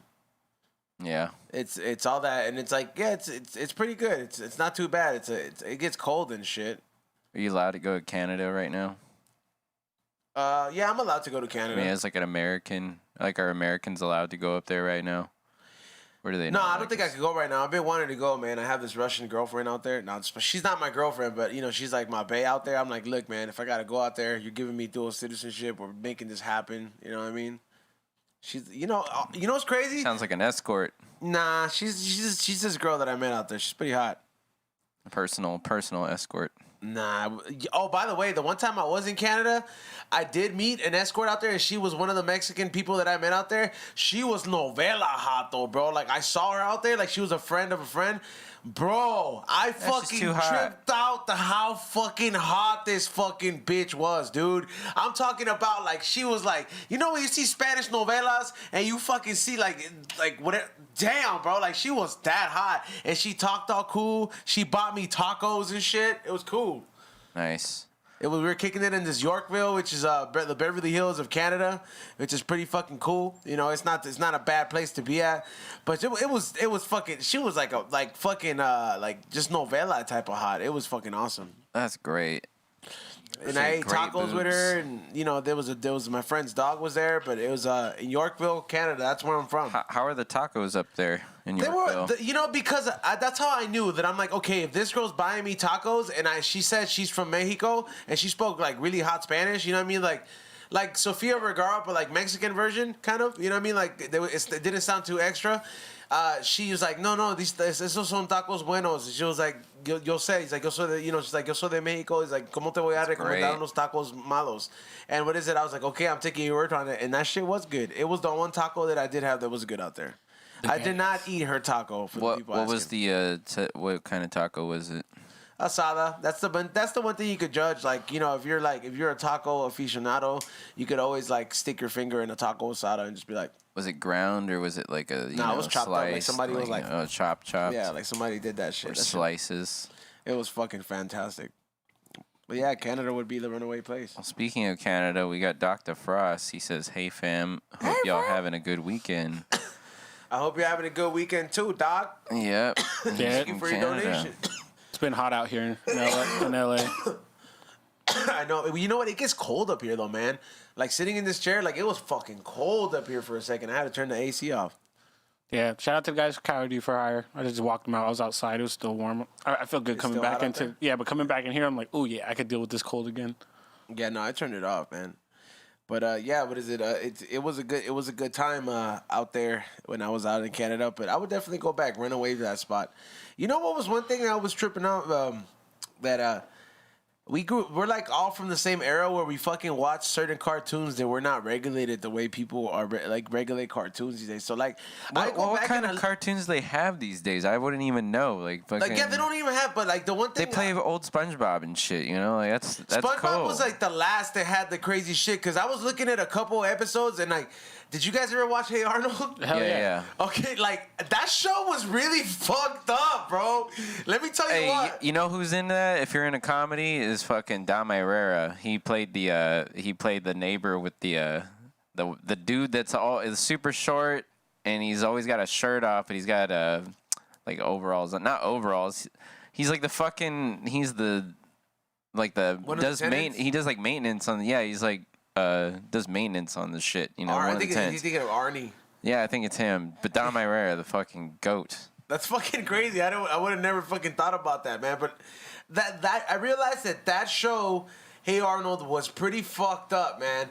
It was one of the shows that was fucked up. And you know what's one show that started it off for me that led me down this rabbit hole? Anybody watch that dinosaur show? Yeah. Which one? The family one? The family one? Yeah. That one was a little weird. Okay. I didn't watch it till I got older, but if you ever watched... The dinosaur baby? That was all fucking freaky. If you ever watched the last episode of that dinosaur show... What's that show called? It is the most depressing shit ever, dude.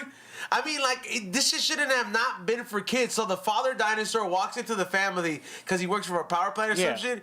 And he's like, I've screwed up the earth. And I guess it's not going to, like, you know, and he's breaking down to the family, like, oh, I'm sorry that, like, this has to happen. And, like, you know, the family all kind of knows that, like, you know, like, the only one sticking up for him is his mom, I guess his wife. And he's like, it's okay. You know, things happen.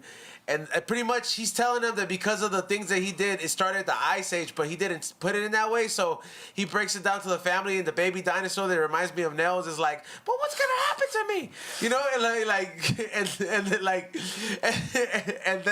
he said, he was like, but what's going to happen to me? And like, he was like, well, it just means that we're not going to have a place for you guys to, you know, grow up like we did, this and that, right?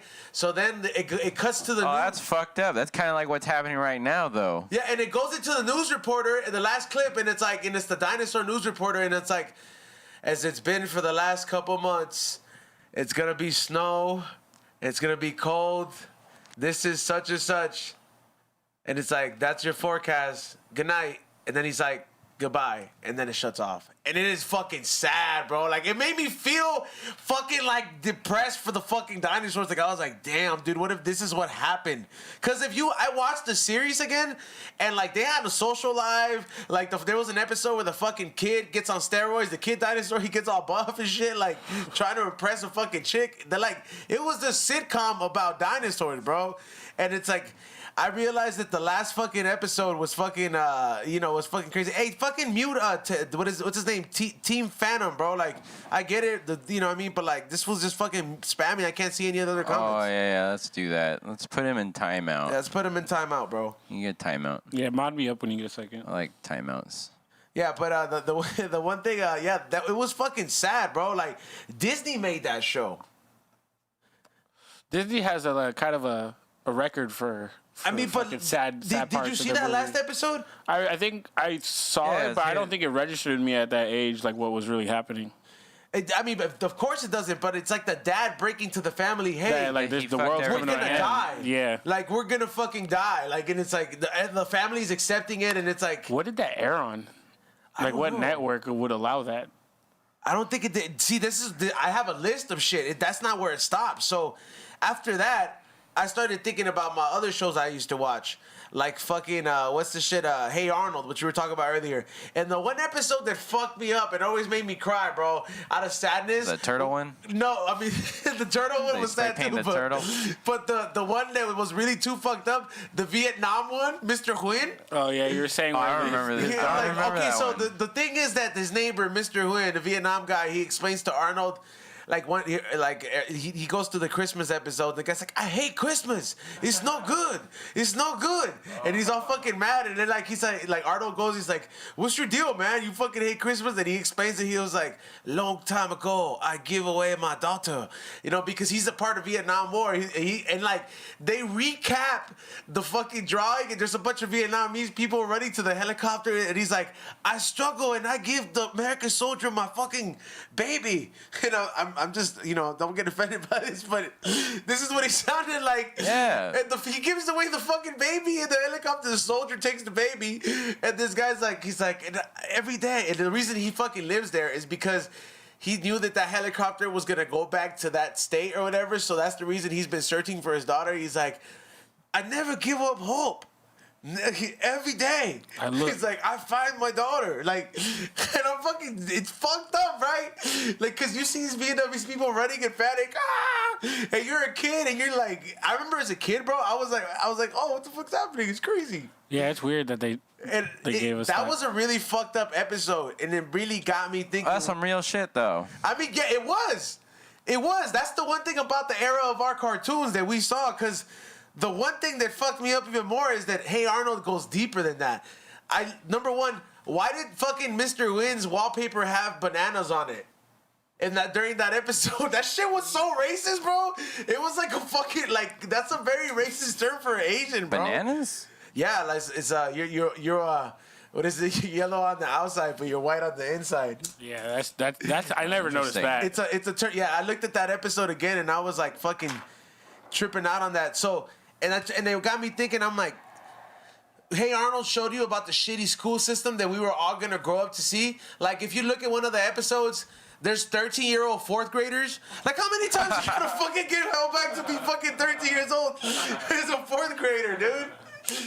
There's an episode where Arnold has to tutor one of the dudes who's like, oh yeah, he's teaching him he's teaching him how to read and shit, and spell and he's math. Kicking his ass and shit. So I was like, oh man, that's pretty fucked up. We're going to a fucking through his fucked up school system. And not only that, bro, what the fuck was the deal with his fucking parents, bro? Nobody ever fucking knew what happened to his parents. He didn't have parents, dude. No, bro, they showed it in the movie in 2017. They died? Nah, they were in some, coma, but everybody knew that, you know what I mean? It was just some weird-ass explanation that they fucking had, bro. It was kind of whack. Also, fucking, Helga was a representation of fucking starvation of love. That's what she, God. that's why... Yeah, bro. Toxic girls, that's what it broke it down to me, bro. Anybody can be like that. You can be some dude that's fucking obsessing over a chick, or a chick obsessing over a dude and that's what it stems down from, bro. Chewing gum, and it's I mean, some people fucking like that shit, I guess. Because think about it. Her mom was an alcoholic. Her dad was Big Bob's Beepers. And any kind of attention somebody gave her, she held on to it. And she always acted different with Arnold in front of him. And before that's a woman that has been starved of fucking, of love, bro. I'm saying it's a fucking trip, man. Hey, we got super chatters before I keep going on with this breakdown. Oh, yeah, we do. Fucking, we got E-Zone breaking it down. We got Dr. Frost. He says... Hope y'all are having a good weekend. Thank you, Dr. Frost. Derek Metcalf, he gave us a chair of some kind. Benjamin Rasmussen, he says, love you guys. I'm watching it from Denmark. Love you too, man. And he also gave us another donation. Thank you, brother. Carl loves you. Those Denmark, whatever dollars. Can't remember what they're called. But we got JJ Sanborn. He says, dinosaurs rule. E-Zone, when is that High and Hungry character rolling tray coming out? The rolling tray should be out by late November, because I ordered a lot of them, so definitely look out for that. We got Towers 187. He says, yeah, fam, ordered my candles. Shout out to y'all. That dinosaur show came on after Power Rangers, and that's when it was time to go outside and play. So you didn't watch it. See, a lot of people didn't watch it. Well, it was too weird, you know? It was just weird looking at, we all want cartoons growing up. You went up. from we 2D to real life. It was too ahead of its time. I get it. Yeah. We got Ghost Boogie says, shout out to you all. I know Cali is king. How do you rank Colorado weed compared to Cali? What growers do you like? And if you heard of House of Dankness? Okay, Colorado, I'm sorry, but you're second best. It's a little dry. It's a little dry because of elevation. Whenever I've been there, I've had good flavors, but because of the elevation, it's been dry. But at the end of the day, California is always gonna fucking have its tops. But yeah, I would say you're like second best or something like that. But I don't know. I haven't been there in a while. I'm gonna go back there soon. And have I heard of House of Dankness? I have not. I have not either. Nope. We got Off Grid 68. He says joints for all. Thanks for the positive vibes and love the shows. Everybody high and top. Oh, love the shows. Everybody high and talking crazy. Joints for all behind the camera working. For all the behind the camera. It's just Ross dude. What do you mean? It's just fucking one guy. There's Ross dude, Skinny Pablo. Yeah, I guess we got like 6 guys in here. Ross dude, Skinny Pablo. We got fucking Colton assisting sometimes when she wants to come in. We got one more, right? JJ. JJ Sanborn. Yeah. Oh no, we answered that. Is it dinosaurs? Oh, okay. All right, yeah. So all right. So back to what I was talking about. This whole fucking this whole thing about how Hey Arnold was really a fucking representation of the shit we were gonna encounter. Because the cartoons that we watched during this era, this is the era where you start molding and grasping shit and really like applying it to your life. So like this I used to really like watch a lot of cartoons, which is the reason I have a lot of them tatted on me. And then what about the representation of fucking addiction in that show, bro? What do you Remember mean? that character, Chocolate Boy? Oh, Chocolate Boy. No, for real. That was a crackhead. Yeah. Remember when the fucking they were punking him and it was like, all right, how about I'll give you this chocolate if you do this little dance for me. I gotta go watch that shit again because that didn't click at the time. Like I was just like, he was like, what do you need? Yeah, and he was feeding for chocolate, bro. I was like, that shit was fucking fucked up, and it's like, I don't know. I always looked at that character. I was like, this is what he's like a tweaker. It's the same thing as Cookie Monster. Well, this is different, bro. Cookie Monster. I looked at the Chocolate Boy as the character of what could have happened to Arnold if he didn't have dope ass grandparents. You know what I mean? Because he had that void in his life. Because he didn't have those parents. You know what I mean? Like he was missing his parents, bro. And then, did anybody watch Ren and Stimpy? Of course. Ren and Stimpy, yeah, that was pretty crazy. Ren and Stimpy was fucking bad, bro. There was like, there was a... It was a little nuts. The writer of that show had to fucking deadass be, asked or told by Nickelodeon to give him any if he gave him one heartwarming episode a season, they would let him do all these crazy fucking nasty episodes. Yeah. And the episode that he decided to do that was heartwarming was kind of fucking weird, right? So, and it's kind of dark. So Stimpy fucking, it's called Stimpy gives birth. And so Stimpy. I think I remember that. Stimpy's the fat one. He gives birth to a fart. Oh my god. Yeah, it's like he gives me like he farts, and he loses the fart right, like out the window, and he loses it. And he tries to fucking fill this fucking void as a mother. Like he puts up signs: "Have you smelled me? Have you seen me? And like he goes to this fucking thing where he represents this like motherly figure who like goes crazy for like losing her kids or not, or it's fucked up. It's fucked up, but it's over a fart. So it's kind of like, it's hilarious. Yeah, it's fucking it's pretty fucked up, man. I was like, it's that's wild. All those cartoons, man. It even goes up to like Justice League. I like Cartoon Network a lot, like all their shit, like the whole cartoon hour. What's so funny? What's happening over there? You spilled something? I know you just fucking saw that, girl. I'm not okay with that at all. What did he do? He broke something? The fucking ghost. Hey, yo, are you serious what right happened? now? Cairo got freaked out because a little cat moved. Like, all right, so I have my beer cat here. This just happened. I'm not scared of this because I'm not tripping. But this is Cairo's first time seeing this. Oh wait, what the fuck happened over there? Look, okay, so the fucking can slid on its own. Okay, so Cairo's sitting right here, and he's watching this cat, and I'm looking at him, and this cat starts sliding down by itself to the edge, and Cairo's like, are you fucking serious right now? Yeah, that's what happened. And I just fucking grabbed it and I was like, let me pour myself some more beer. He's thirsty, dude. Leave him alone. Oh, there's nothing in there. That's why it's light. No, it's not. I just poured it out. I just filled up my cup. Bro, there's a ghost that's here. Well, yeah, we know that. He's just thirsty, dude. It's been here. Yeah, you can have some beer, dude. It's cool. Here, I'll have some beer. It's a sign I need some beer. We'll have some fucking beer. That shit was wild, bro. That shit was fucking wild. Now, bro. Fuck. You guys ever watch, let me think, Dexter's Laboratory? Yeah. Arm wrestling. You guys ever watch Powerpuff Girls? I did watch that too. I fucking love that show. Remember that? What is it?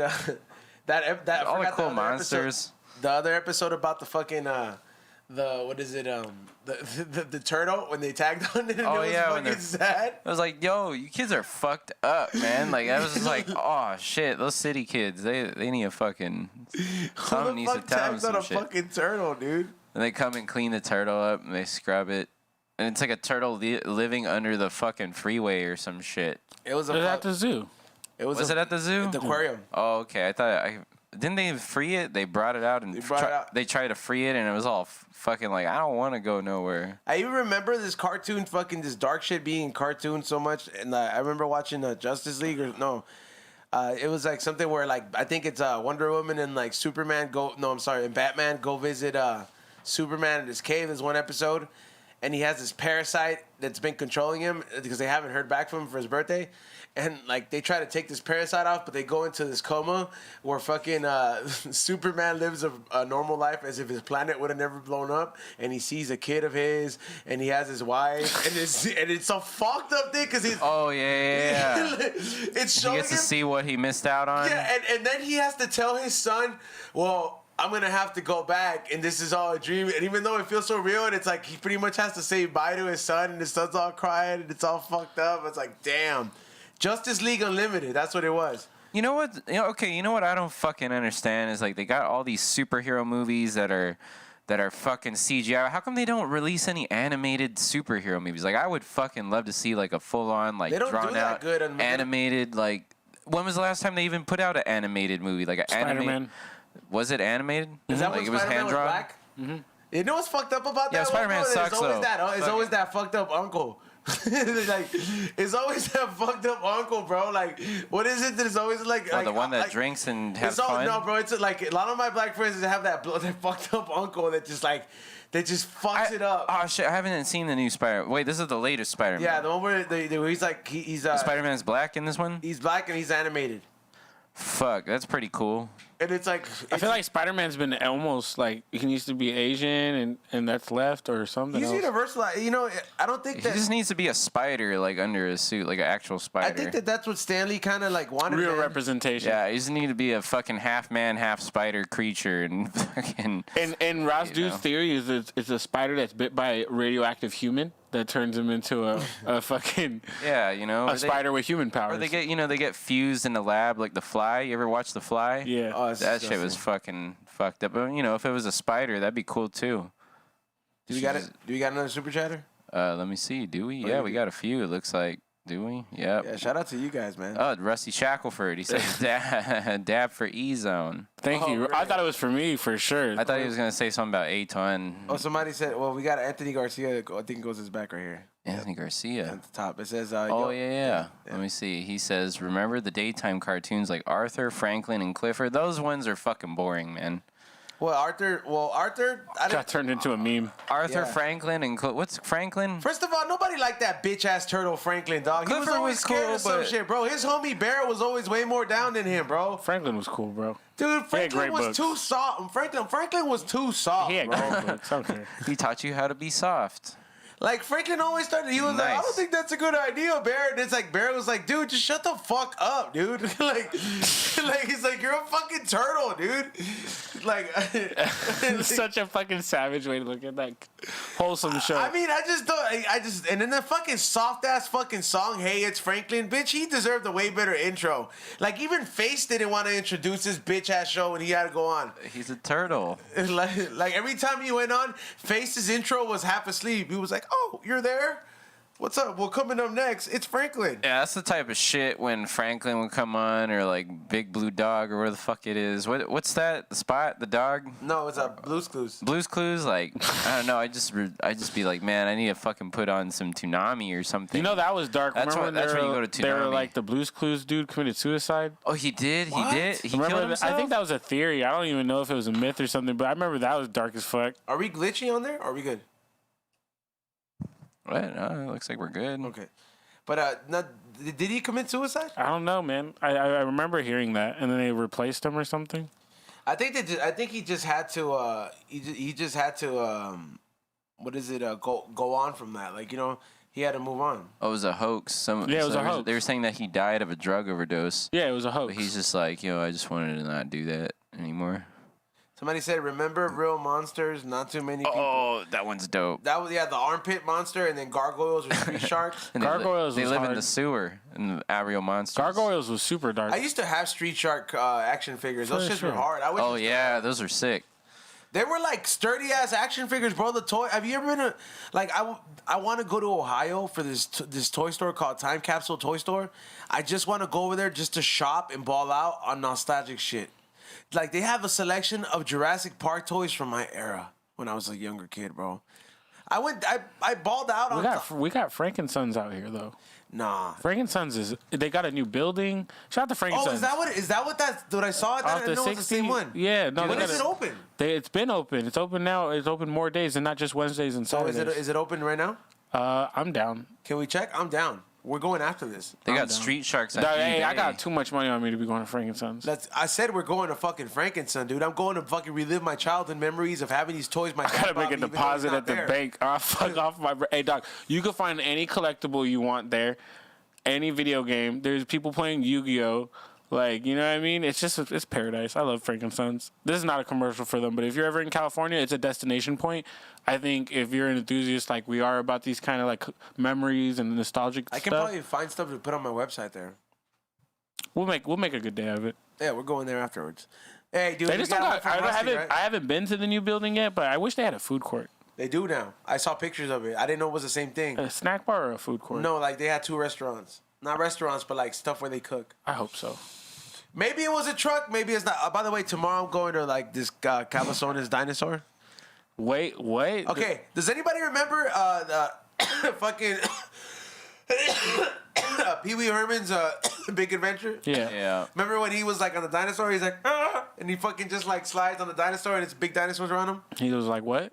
He was like, You're talking about that crazy, trippy looking dinosaur? Yeah. Like Okay. So that's a real place, and it's like a place where people go visit. So I'm gonna go there tomorrow.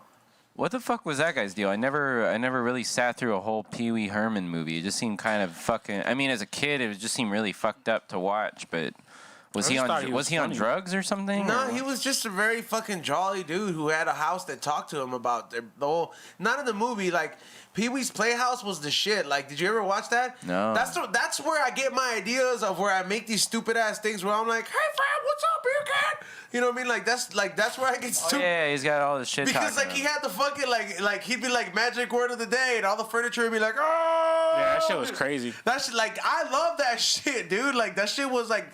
I enjoy it. That's the reason where I come up with these stupid ass fucking ideas of making stuff talk, and people fucking they dig it. That was another show. On a side note, do you remember the first time you watched Toy Story?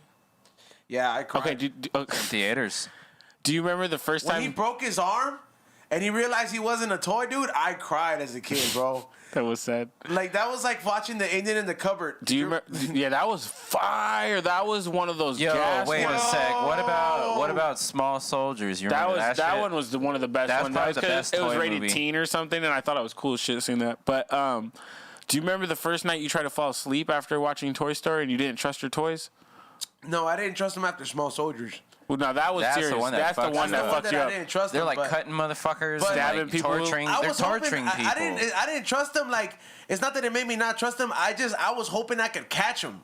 like I tried to catch my toys, bro. Like I just remember that first night trying to sleep. Like you motherfuckers been lying to me this whole time. Well, I didn't say motherfucker, but you know, in my head, little kid shit. I mean, like Chucky was like the first one, you know. Yeah, but I didn't have that terrified me. I didn't have those kind of toys, bro. Like my mom didn't buy me like those kind of scary toys. Yeah, like nowhere like a doll like that. Like you know what? Shout out to my mom. She'd never let me buy toy guns.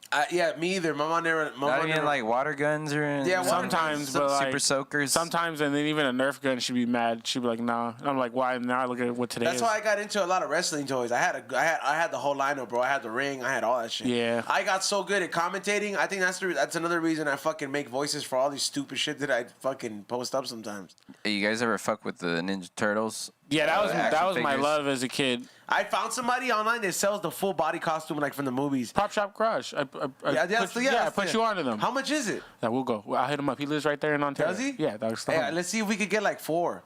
If you're down to really go in on this, I in my lifetime, I would love to say I own a Ninja Turtle suit. You know how cool would it be if we show up to a pizza parlor? That was my biggest show. That was my biggest show growing up as a kid. Like Ninja Turtles. Like if you even asked my mom what my favorite thing was, she'd be like, "Oh, this Ninja Turtles." Like I gotta have like an Asian friend deliver pizza to us, and then we like, on a Vespa. We just fucking just eat pizza. Do you have a favorite Ninja Turtle movie? Cause the original, the one that was real life with all of them, the real life. Okay, the real life ones. We're not talking about the animated one with the fucking the rhino and the werewolf. Yeah. Remember? You don't like the second one or the third one? I do, but you said my favorite. Yeah. Yeah. The first, I remember just in the third one when they went back in time into Japan and shit. And I didn't see the third one. Dog, you've never seen the third Ninja? That's wait, what movie? Ninja Turtles, the movies, like the live action movies. I don't know if I've seen any of them really. Oh man, we're gonna get the costume number 1, but like. I've seen like one of the early ones. I think we have another. They had one where they went back in time, and they also went to Japan, and it was one of the hardest ones to me. Yeah, we got a few questions. We got Towers, right? Yep. Towers 187. Well, first we got at Rusty Shackelford. He says, Aton was the type of kid to put his whole mouth in the water fountain in school. Fucking douche. Yeah, that kid that fucking, he puts his mouth on that shit. Hell no, dude. I saw people. Damn, fool. Yeah, I gotta clip this and send this to Aton. Oh, man. And then we got Towers 187. He's like, he's saying, did you guys have chocolate milk in a bag in elementary? And square pizza. We ate square pizza last night. I never had chocolate milk in a bag. I always had the carton. What was your favorite school lunch as a kid? He is asking. The chalupa. It used to be like a hard shell, half tortilla, filled in with cheese, and then fucking those meat that they put in the fucking in the pepperoni in the pizza. You know, like those meat. We had, I think, all time. Like I feel like every time I was at school, that it would hit the best was tater tots. Like it was a simple. Really, dude? That's all you fucking. But no, that wasn't all that I ate. But I was just talking about that was like when we had tater tots. It was like that was the day to make trades. That was the days to do a lot of things. I know like we had these chicken sandwiches that like when spicy chicken sandwiches came out for the first time, we had them at our school, and that was like really cool. But man, every time I had tater tots at school, it was like because I take them back to class, after lunch, and just have tater tots in my pocket, just be fucking eating them. I mean, I would like it when we would get those cookies that had the glitter on them, or like the sprinkles for the holidays. I know which ones you're talking about. The Halloween ones. The sugar cookies. You'll get like the pumpkin. You'll get like the Easter egg. I never got the fucking Star of David though, because we didn't really have that many Jewish people. I remember one time I knew I went to a privileged school.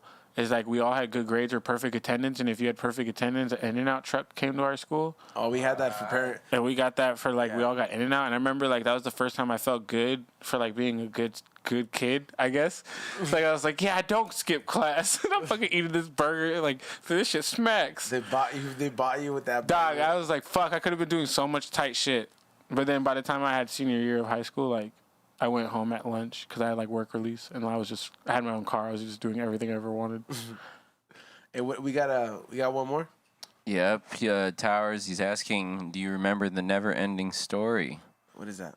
This is some fucking movie, some fantasy. Maybe if I saw it, I can't remember. Never-Ending Story.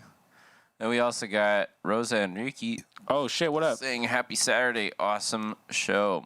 What up, brothers? The show's awesome, guys. Congratulations. I was watching. Drink. I was watching. Hey, we got Benjamin and Towers. I don't think you saw him right there. Benjamin and Towers. We got Benjamin, Rusman, and Towers 187. This is new. Oh, right up before Rose and Ricky.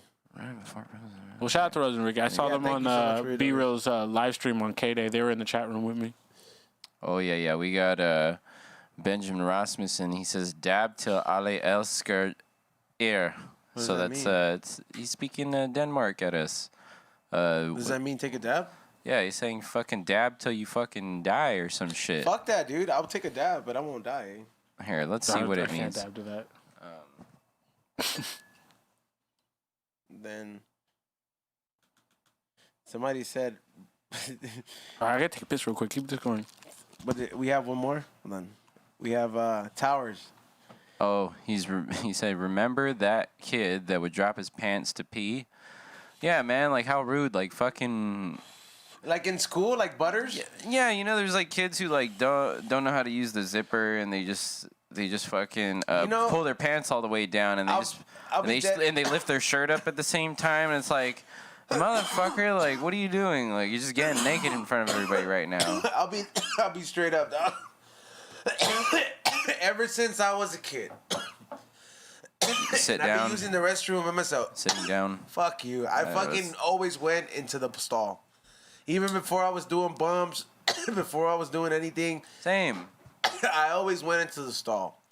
I never liked to this day, I don't like taking pisses in urinals, bro. You know what? You know, like the thing is, man, like going into like for example, when we're at the shortstop and you're out there in the chaos, I'm just like, man, I've been drinking. Let me go take a piss in like the regular restroom. I'm really fucking high, and I got somebody standing over my shoulder. Like fucking right next to you. Yeah, it's like, dude. bro, like fuck. It's bro, like I'm not in jail for you to violate me like this. Exactly. You're like standing there next to this motherfucker, and he's like trying to like lean over. He's like, hey, how's it going, man? Hey, nice penis, bro. Exactly. He looks down. He's like, nice penis. I like it. It's like, excuse me. Yeah. So you go in the stall, or just like. A lot of time I just not even use the restroom in public. I wait till I get home. I feel like that Adam Sandler was like, I can't, no, a 40-year-old virgin. I can't pee in public. I can't pee. I'm peeing in public. That's how I feel like, yeah, sometimes I get really high and like I'll be just trying to piss in the urinal. And some dude will come by and I'll delay it I'll be standing there for like 5 fucking minutes. Yeah, you ever do that where like and the guy leaves. Your piss? Yeah. Yeah, like you're like, dude, I have my personal space. Exactly. They invade you with their fucking drunken bullshit or whatever, like your energy and their energy. Yeah, see, I'm glad that I'm not the only one that goes through this. Towers 187 is saying Valentine's Day at school was dope. Okay. Not for me. Okay, Valentine's Day at school was dope. If you were fucking getting shit and you were that motherfucker doing that. Yeah, if you're the guy in sports and shit. Yeah. If you were not that kid, that shit reminded you of how big of a loser you were, bro. Yeah, you're a fucking loser. Like that shit made you feel so bad, bro. Valentine's Day made the bravest moments of my life come out of me. Like, okay, yeah, that's true. I would shoot my shot on Valentine's Day, like back in like starting in junior high. But you'd be like, bitch, I saw pictures of your folder. You like this, dog. Most hardcore was my junior year of high school, because on Fridays for certain holidays and stuff or whatever, we'd have like DJ equipment and music in the quad during lunch, and like I sang "Yo" by Chris Brown to some chick, and like in front of the little lunch thing. You sang it with the shit playing. You sing it now? Nah, because it's like you sang, bro. Yo? I sang, and then like but it went over so well and so bad at the same time. One, the chick was like, "This is way too much attention," because it was a shy chick. So it paid off down the long run with her, but not in the moment. Oh! But after that moment, for the rest of the school year, I had other chicks on my dick like no other. Like I was all bummed out that chick didn't take it the way I thought she was gonna take it. But in the following months from that, all the bitches they were holding, girls would talk to me on that and just be like, we're just so like, sing for me, Kiero. Not even sing for me, just to talk. Like just like the girls you don't think would give you a shot or whatever, they just pull up like, hey. So like, what's up? What are you doing today? Oh, I heard you worked over here. Blah blah blah. I'm like, in my head, I'm like, hold up. Put 2 and 2 together. I'm like, yo, that was a smart play on my part. But yeah, and I'd say in like junior high when I was more chunky, Man, those were the rough days. It's like, man, Yeah, remember you like that meme of meme of Ralphie, or what's that kid from The Simpsons? Is it Ralph? Yeah, Ralph. And he's just sitting there. Nobody gives him a fucking. I had Ralph moments when nobody gave him a card, and then Lisa gave him a card, and nigga went crazy. That's the reason I always like that was a dark episode. I capitalized on being the funny fat kid. You know what I mean? I was just cool with that. I was like, all right, cool. Oh, what's fucked up is that I would be like, bitches didn't really fuck with me, but I would just hang out with fat kids all the time. Like, all my friends were fat, like throughout fucking my whole school. Like, because they're funny. Like, like we're all fucking we're all being funny, fucking getting high, smoking weed, smoking cigarettes, being fat and shit. I was the funny fat kid. Yeah, it's being funny and fat. You know what though? Even though like that, I still got play though. Like I had girlfriends and shit, so I was kind of like, there was friends that would be like, damn dog, you know, for like a fat fool, you got some game. Dog. I remember in 7th grade, That's cool. I did, and that's why I fucked a fleshlight. That wasn't mine. Yeah, that was very strange. That's you know. I remember in 7th grade, I dated an 8th grader, and the homies were like, "Man, you're dating an 8th grader? Like you're dating a grade up?" And they would trip out. But I shot my shot. I always shot my remember shot. Finger banging? Not really, no. You remember that shit? That used to be a big deal, dog. Dude, I didn't fucking finger bang anybody till like later. Like, used to be techniques. 6th grade. 6th grade? You can't just go in there like just. Damn. I remember 6th grade, we went to Astro Camp. Shout out to my homie Panda. You know Panda that I performed with. And we're on the bus back from Astro Camp. And I got a little girlfriend from Astro Camp. And on the way back, I had my hand between her thighs. No one was looking. And she was like, and I was, 6th grade. Yep. Finger banging. I remember her name, but like, yeah, it's not important. I remember the first time I finger banged a chick was in the theater. We get to school. And that's a great place to finger bang somebody. Like, you finger bang there through the whole movie. Like, the whole fucking movie. The bus was exciting. The bus? Like, when we were on the school bus, on the bus back, it was like one of those, like, oh, everyone's around us, kind of get away with this. I almost got caught by a teacher. This is where it all starts for me. That's where I can remember. This is where it all starts for me. Have you ever been caught having sex in public? Yeah. Like as a but not in the act, but like I had enough time. By what? By cops or what? Yeah, like by cops, security, who else neighbors, everybody. I've been caught by. I think it's the fucking cops. I remember one time the cops caught me. It was the first time I ever got put in handcuffs because like me and the girl were just in the car, and I was trying to talk my way out of it. He goes, "I'm gonna need you to step out." I was like, "You don't want that." He was like, "Why?" And I stepped out. My pants are still like fucking undone, but my underwear is up. And all that stuff, and I was like pulling up my pants, and the other security guards who called the cops on me were like, "I told you." And so the girl's embarrassed, but then like whole long story is he searched my car for my weed. I had an afro at the time. I hid this big ass joint of some OG in my hair, and he couldn't find it on me. And I get all the way into the back of the cop car. I was like, "Damn, I'm about to go to jail for the first time and all this shit." And he's like, I just had a moment of clarity. I was like, "If I tell you where the weed's at, you gonna let me go?" He goes, "I know you have weed." I was like, "I know you can't find it." And he was just like, "Where is it?" I was like, "If you reach into my hair," and he pulled out the joint, and he just started laughing. He put it in his pocket and let me go. Damn. Yeah, he was super cool about it. Nice. He laughed his ass off. He goes, I knew I smelled it. I was like, "I told you I didn't smoke, though." Because he pulled up on us like, "Did you guys smoke?" I was like, "I already got." Finger banging's got to make a comeback, but fool's got to clean their hands. Did you ever get caught? Nah. Not by your, like, family or nobody? Never by a cop or... But, okay, like, one time when I was fucking at this park, I was just been kicking it there all day, and then we had closed it, and the cops were kicking people out. But I just got the light flashed on me. They were just like, "You got to get out of the park. Sun has gone down." It's kind of getting caught, I guess. I was like, that wasn't really like embarrassing for me like that.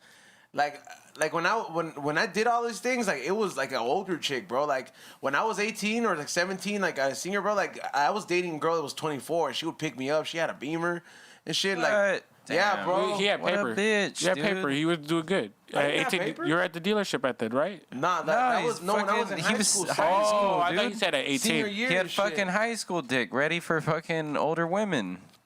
And I was like, I remember that girl taught me a lot. I was like, oh shit. She took me to the spots in Pasadena, and she was like, "Yeah, nobody's gonna catch us fucking here." I don't want to air out anybody, but my first time with older chicks was with my sister's friends. My sister was like, I mean, I didn't say her name, you know. Yeah, no, it was cool. Older chicks are awesome.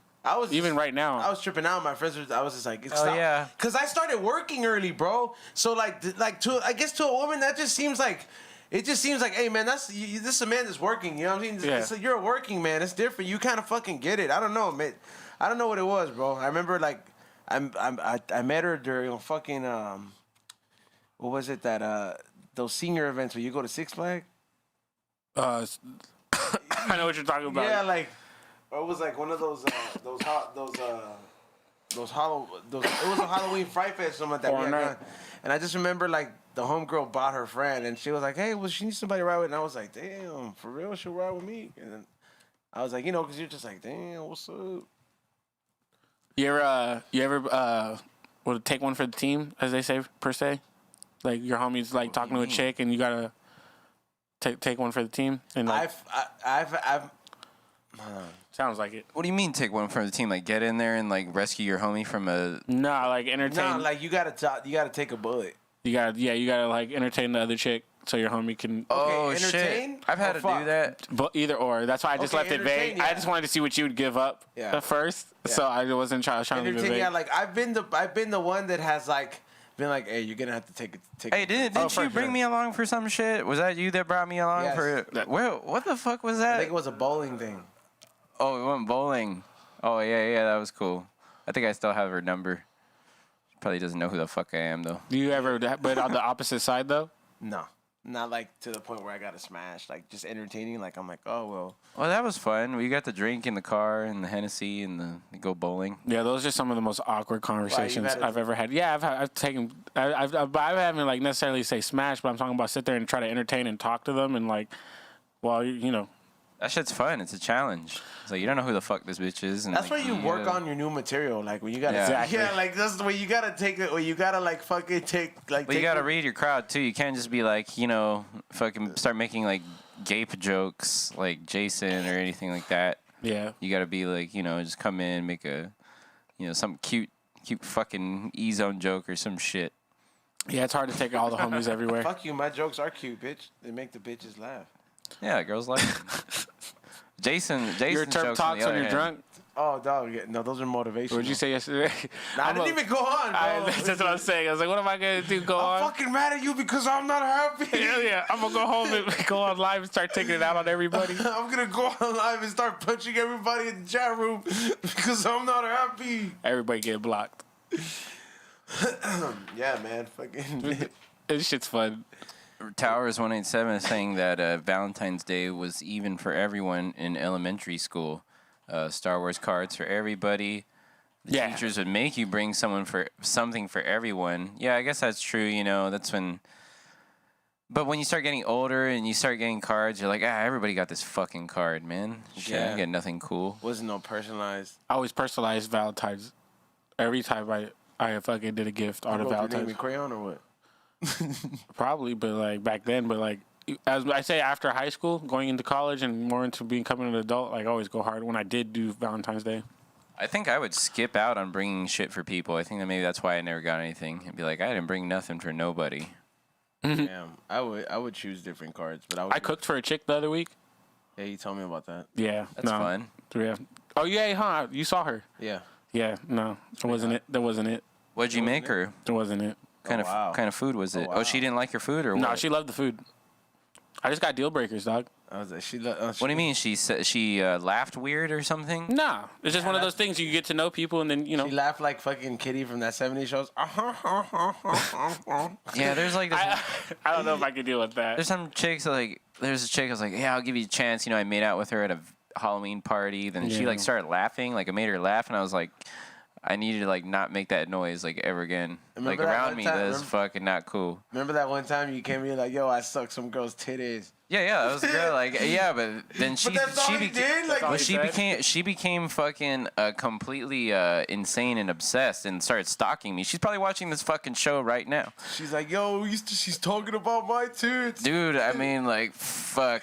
Yeah, that person went completely bonkers off the rails. What was the deal breaker, bro? I mean, you're not talking to her no more, so fuck it. Oh, no, I blocked her. Yeah.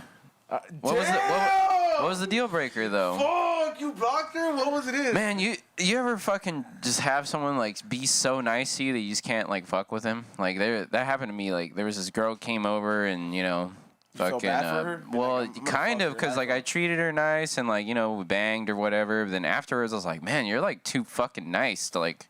What are you doing coming over here hanging out with dirty old motherfucking Ross dude and shit? So I just haven't talked to her since. I just felt bad. I've had girls do that to me, and I'm just like, that's the girl you gotta take out again, Ross, dude. I know, right? Yeah, like, I've had girls do that to me, and I'm just like, I fucking hate you. Yeah, but I like nasty bitches. Bitches are down for anything, anytime, I already got anywhere. through my colored hair phase. That's I don't know about my colored hair phase for me, cost me too much money. My colored hair phase cost me too much of my fucking sanity. I'm just like, oh man, fuck this, dude. This is not only. Is I mean, well, how bad did it get? I mean, a woman that fucking has colored hair, bro, is like it's a scream for help. Like, what do you mean, like? Whoa, outrageous. That's a little aggressive, but I feel you where you're trying to go, but that's a little. Like how? Like how? Like that how kind come of color, bro? Like or like come, super fucking red. How come you didn't help her though? I did. I tried. Yeah. What was the you know, the ultimate thing that you're like, wow, I can't help you anymore? There's always something that was just what crossed the line? Psycho shit. What do you mean? She's like, listen, I need 20 boyfriends. You're not enough. Yeah, kind of like, hey, listen, I'm just gonna do what I want, and fuck who I want, even if I'm with you. And I'm just like, oh, you know what? Fuck you. You know. That's how it is for like billionaires and shit. You're like a billionaire on the inside. I want to be. If I'm gonna be a billionaire, I don't want to be a billionaire on the inside, bro. I want to be a billionaire on the outside. You know, have a nice car. You know. Fucking afford nice drugs. Yeah, that's what they do. I've had to go to a billionaire's house a few times. Yeah, I don't know, man. Deliver. I feel like a lot of the girls I talk to are like at a stage where they're like green stop signs. You know what I mean? Yeah, like the train's coming to a stop. No, it's just like a stop sign. Imagine stop sign. Now imagine if it was green. Just mix. Does it say stop on it? Yeah, it says stop on it. It's just green. mix signals. But it goes and it's telling you to stop at the same time. And then imagine if a go or whatever. I don't even know. It's a green light that just said go in red or something. I don't know. It's like yin and yang. Damn. Well, what do they really fucking want? You know, they want you to be like romantic and shit, or what do they? I mean, I don't understand. I don't think they ever know what the fuck they want. Yeah, that's the whole thing. You talk to a lot of people today, friends, business, relationships, whatever. A lot of people, and you ask them something, and they're like, I don't know. And I try to keep my energy away from I don't know people. If the I don't know is a consistent. What about like if there's a chick said like, you know, I never get married, or like fucking I don't want to do any of that shit. Like we'd probably be on the same page. Then be like, yeah, right. It's just, I mean, because like getting married legally is kind of fucked up. That girl was like, oh, could you live with your girlfriend? I was like, never. She was like, what do you mean? I was like, never. She goes, well, what if you get married? I was like, yeah, if we get married, we'd live together. She goes, oh, okay, so like you have plans on getting married? I was like, never. Damn. So I kind of like talked myself into that one, but it was the truth. Damn. I just don't feel like living like with somebody no more. That's how you know where your intentions were at. But the thing is, that shit like went 0 for 100 real quick. The thing is, like, you know, everybody has deal breakers. You got. What if you had like square footage and shit? You know, be like, hey, her deal breakers on my end were probably like, you know, justified too. It goes both ways. I'm always like, yeah, you know what I mean. You said if you had a square. If you had square footage, like let's say, okay, you got a big ass house. You got you, then you'd be like, all right, girlfriend, you can live in like. The same thing I said is like if I did get married, like my wife would have her own room, I have my own room. That makes sense. That honestly, I heard that's like leads to healthier fucking relationships when like if they have their own room. Yeah, if you have your own fucking personal rooms, space. you know, it's like because dedicated personal space. Do you still sleep together and fucking? You can. Bed? Yeah, you can. You can do all that shit. Do but that, you have your own or room. you can go to her room. You can invite her over to your room, or you just be like, fuck it, you know, like. But you just bang real quick, and you don't have to. You're like, yeah, I'm gonna go to your room and fuck you, and then go back to my room. Yeah, you just come into the room, bang her real quick, and then you go back to your respective rooms. I think most couples fall asleep on the couch with each other, anyways. And you email each other, you know, like whatever. It's like a living room. You live together in there, and then everyone has their own room. Sleeping on the couch kind of sucks. They lay on top of you like you're some kind of fucking. I got a huge luxurious couch. Like I invested into my couch. You have your own space. That's great. You can lay out, stretch that way. I can lay out, stretch this way. We got space. Big couches are great. Yeah. My couch be snatching souls. Nice. Remember that couch we had here? Yeah, we had a fucking couch that BRoll had over here. That shit couldn't even fit in like this it belonged to the Prince of Persia. It couldn't fit in this room, that's for sure. Tell you, like that shit took the whole fucking. I was like, it's like how Andre big of the a Giant house did he have before that shit for that shit to be in his house, bro? Well, it's like that. Each block or whatever section of that couch, because it's broken into like what 3-4 sections. Like each one is like a king size bed, basically. So you just fucking take one section and treat it like a bed. It was pretty sick. Yeah, it was like you guaranteed to like fall asleep in that couch. No, yeah, you can't even sit up on that couch. You have to lie down to be on the couch. Yeah, to rest your back. Yeah, the backrest is like fucking like 5 feet in, you know.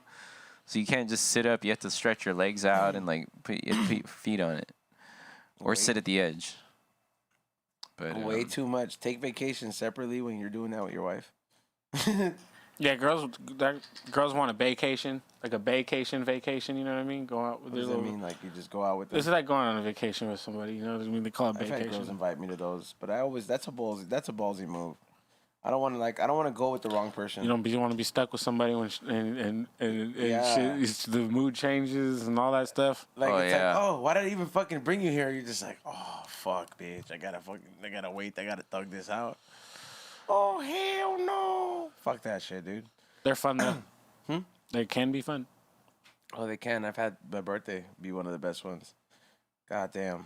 I swear that there's a few reasons I would use a time machine, and one of them would be to go back to that week. I'd go back there every week. I'd just be like, you know what, dude, fuck this show, I'm out. Let's go through the portal. We're going back to your birthday. Dude, just be like, bam, oh, here we go. I would fucking go back to that fucking Cabo fucking vacation I had for my birthday. I'd be like, peace out, y'all. Yep. And I'd just go back. I'd break the time machine and get stuck in there. I'd like throw the person that's there in the ocean and be like, you make stupid decisions. Let me take over. You know? I could rock with that. I don't know. I'm trying to think of my like. Cause think about if you're in a. I think we're a different paradigm. I'm a realm believer, like Sam Tripoli, where like I believe we're in different realms, and I think that some of the biggest decisions that I've made in my life, like where I'm like, let's just say I could have had your realm. You could have went one way or the other. I could have had a child. For example, like I could have had a child with this girl, and somewhere out there, I made that decision in this realm, but somewhere out there in another realm, that decision was made there, and like. If I ever go see that realm, and I'm just like, imagine like. Would you like to visit him right now? Like, I would. I really would. I would like to see what that life would have turned out. How long ago was that? Like, you were supposed to have a kid or whatever. Like 2 years ago, 3. Nah, it's like 3, probably. Yeah. Like 3 years ago. Yeah. So like you visit yourself, and he has a 3-year-old kid, like running around, and fucking, you're just, weed's legal. Like, what the fuck are you doing? You have a kid, 3 years old. You got the mom. She's fucking yelling at you, or what? Yeah, she's probably still being a bitch. So you're probably not even together. You're taking care of the kid for the. So she'd probably still be a bitch. So you're taking care of the kid for the weekend. She was famous and shit. Oh, so you're taking care of the kid on the weekend because it's your weekend, and you're visiting yourself, and you're like fucking holding this baby, like taking dabs around the baby. I would have just started like my own YouTube channel, be like, yo, what up? This is me and my kid. You're streaming with the kid. I would have just done that shit, dude. You monetize off the kid. Fucking monetize off that fucking kid. You make it wear like fuck. You make it review like baby food and shit. Like high and hungry for babies. I told you to make it review all the fucking Gerbers. Babies. Yo, my baby's sponsored by CBD Gerber, bitch. CBD baby food would be taking it a little far. Oh man, no, that would not be too far. My baby would be setting fucking bars like, well, it's like, hey, it's like, how do you like my it? My fucking bitch wife goes to work. It's like, you want to go film skits, bitch? All right. Yeah, I don't know. That's probably what would have happened. If somebody out there, you got a time machine, hit me up. I want to go see what's up with this shit. With that child, in the third realm. I'd just be like, I'd be like, yo, you know what? I'm out of here, dude. I fucking push that dude over here. Be like, you be unhappy, bitch. Push her back over here. Be like, you figure this shit out. You know, I'm out of here. Dark times. I don't think I'd be broke, fucking crazy. I think I don't know, man. I've always had that hustler instinct, so I don't think I would ever let that happen to myself. I mean, if you had a kid, you'd probably be working harder. I probably would. Probably have a whole bunch of shit. I probably would definitely have a lot. I feel like I went harder when my nephew came around. Yeah, but it's not the same thing.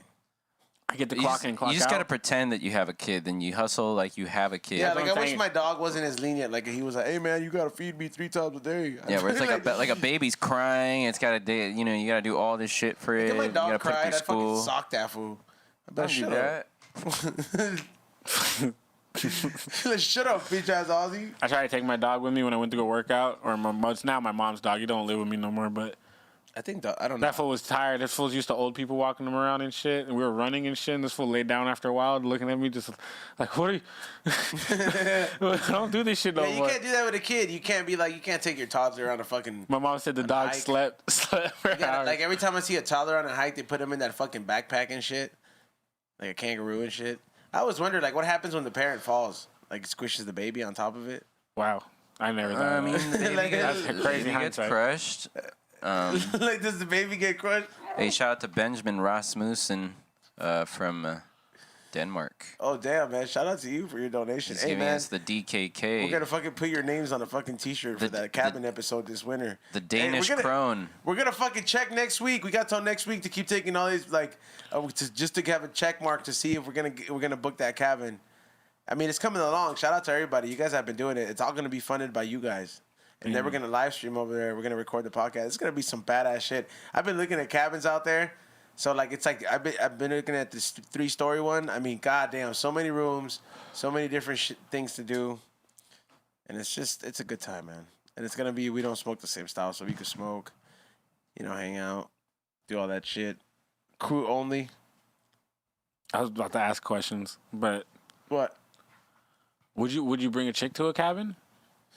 For that event? No. Yeah, right? I don't know. Hold on. It's not like a public event, where you gotta have a woman around your arm and shit. Fuck no. Like, hell no, bro. Let me tell you that, bro. no, that's like a Because spot. the girls fucking hit you up when they go to these awesome fucking places with their friends.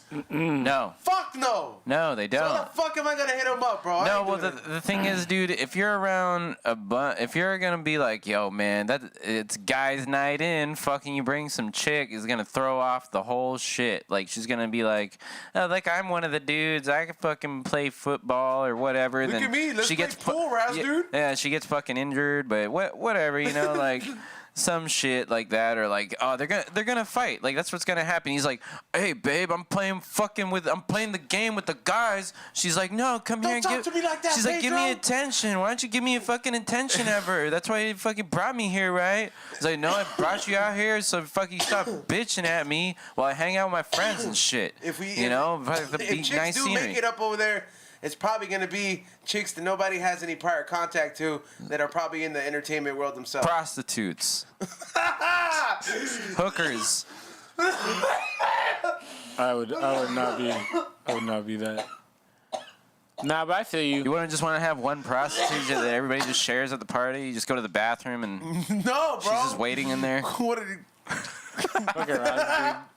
It's not gonna fucking happen. You know what? You're right though, because the only time I get in my bag is when a chick goes somewhere to eat really nice without me, and I'm like, bro, like, damn, bro, like, that's what I go do. You know what I heard? Like, did you see them take dope ass vacations and don't hit you up? Hey, you know what's funny? You're like, bitch, we were talking every fucking day. Nah, because I get asked to go on vacation. Yeah, they're just like, hey, I'm in Colorado right now. No, but just with girls, you know? Same thing I'm talking about. But like with food, like watch my boo thing go to fucking Nobu and shit and all this stuff. And I'm like, you're man, like, whose dick are you sucking? You know what's funny is like I have lady friends after the podcast, buddy. Lady friends that go on vacations and shit. And you see all of them hanging out, having shaking asses and whatever, like playing at the pool. I saw that video too. It pissed me off, right, dude? Playing at the pool. I don't know what you're talking about, but I have friends that do that, like and I'm just always like, man, who's the fucking billionaire paying for your trip? Like, shit, let me fucking hang out. I want to start a documentary from those dudes. But they're always like, there's no secret guy. Nuts. Yeah, it's like, who's the guy taking the photo of this shit of all you? That's why everybody wonders with your hike though. Same shit. Like who's taking these pictures? Usually who's me, taking though. these pictures? But I don't mind going public with the fucking bitches that take my pictures sometimes. I fucking want to know. I want to start this documentary. Be like Vice TV. Do a documentary on this. Like, yo, whenever you see these girls out there, who's paying for this? We got the inside scoop. Secret Nuts premiering today at 11. Fucking simps out there.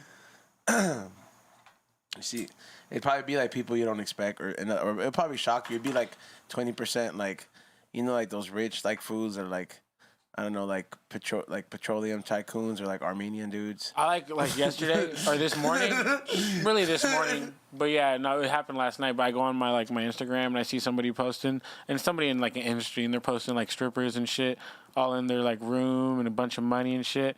And then like I go on my homegirl's story and it's her working, or like them working the shit, and just be like the inner circle of fucking like just funny shit. When your homegirl hits me up. Small world. So yeah, I hit the homegirl up, say LOL. She was like, I was just gonna hit you up. I need to pick up. I was just gonna tell you. Yeah, but that's gonna be fucking epic. Cabin. The cabin is gonna be right after the High and Hungry curbside pickup event. That's gonna be dope this month, especially if we get these costumes. Yeah, man. People out there in the fucking costume community too. We land on. Somebody said it's always the Armenian guy. Shout out to my homie Leo. I ain't gonna lie, man. I worked in the car business, and I used to work for this Persian dude. I always wondered. I was like, man, how come once a month there's always some fine ass bitch coming to see you, and she's always happy to come and happy. Because rent gotta get paid. And I was just like, and it never made sense till afterwards, and I was like, I see. And he was like, my brother. Don't you worry. He's like, your chick's getting paid too. I think I picked up a hooker one time when I was Uber driving back in the day. And what, she thought you wanted to smash her? No. I picked up who I thought was a couple. It was like a young guy, young chick. You know, they were so cute, whatever. So I take him. The guy's like, all right, you're gonna make a right over here, turn over here. This is like somewhere in the valley, like somewhere nice, like Studio City. And he's like, okay, we're gonna pull in here. And we pull up to the Bank of America at like midnight or some shit. I'm like, oh, we're just going to the bank. This is weird. Maybe are they gonna tip me or some shit? This is cool. They're gonna tip me. Fucking driving in the bank. Fucking optimistic as fuck, dog. And I'm like, oh, what were you doing? Or like, how are you guys doing? You know, that's what I ask usually. And the guy's like, oh, I'm about to do something I'm very ashamed of. I'm just like, what the fuck does that mean? Like, so pick him up, go to the bank. Then drop him off like right back home, and he's like, okay, you're gonna have to take her downtown. So I take her downtown. I'm like, yeah, so what the fuck is up? And then she kind of like explained like, oh yeah, you know, I just hang out with dudes and shit, whatever. I was like, how did she say it? Like, I can't remember exactly. She basically was like, yeah, you know, they pay me to fucking just chill with them and shit and whatnot. And then we're driving downtown, like somewhere around here by the studio. And we're parked at a light, and she's explaining to me like some hooker shit, like about to like get into it. Then she just starts screaming like, ah, like she fucking screams, and there's a homeless dude like walking to the car, solely unexpected, like coming to the car, about to be like, let me get some fucking money, and I just speed through the red light. And then 2 blocks down, she's like, okay, this is where it's at. So I pull over, and then she like gets out of the car, and she gets up in like her pimp's car or something, like a fucking Infinity SUV. This is like, yeah, late hours. Did you Ubering. Your car afterward? No, this was pre-COVID. I mean, like, it was cool. I didn't mind.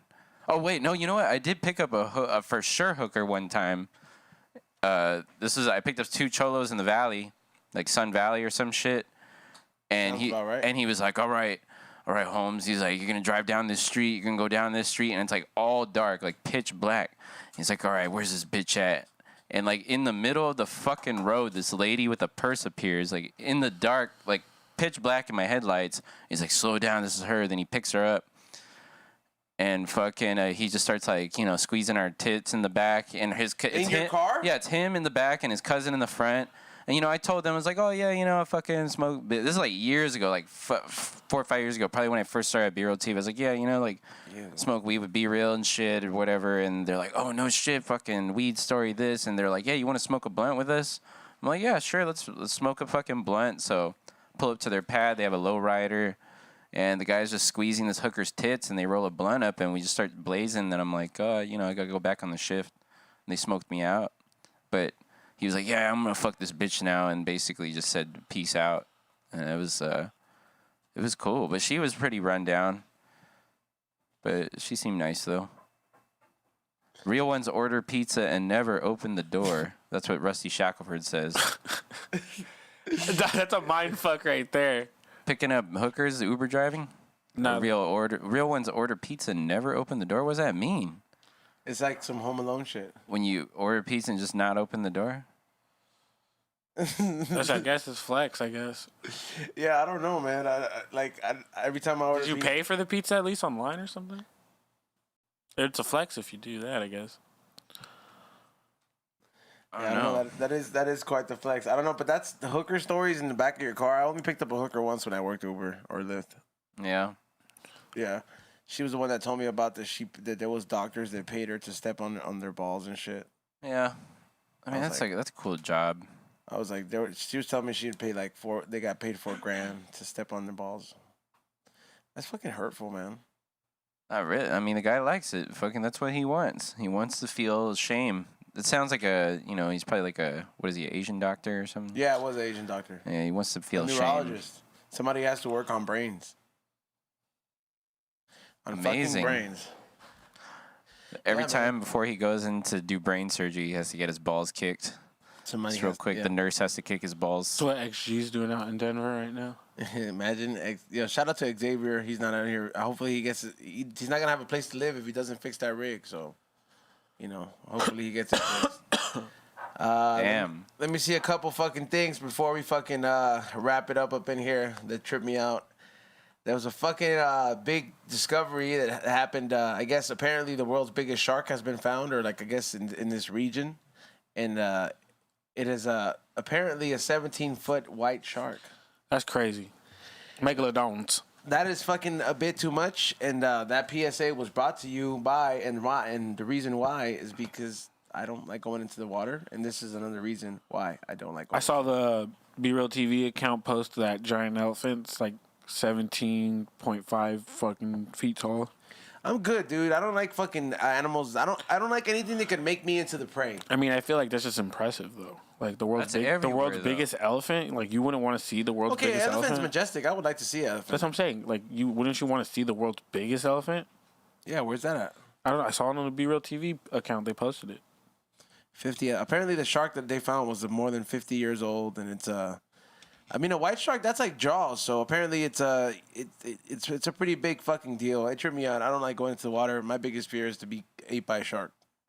I mean, like, what is that in size comparison as big as? Like a bus? F-150, but the long stretch one. Damn. Yeah. The dually. Yeah. What do you think that, how many fucking seals and fucking shit, where did they find it? Ah, fuck. I think it's Canada. No, it wasn't Canada, but it was like that north like cold water shit, like Alaska type yeah. shit. Dude, it must be eating like 2 seals a day. Salmon.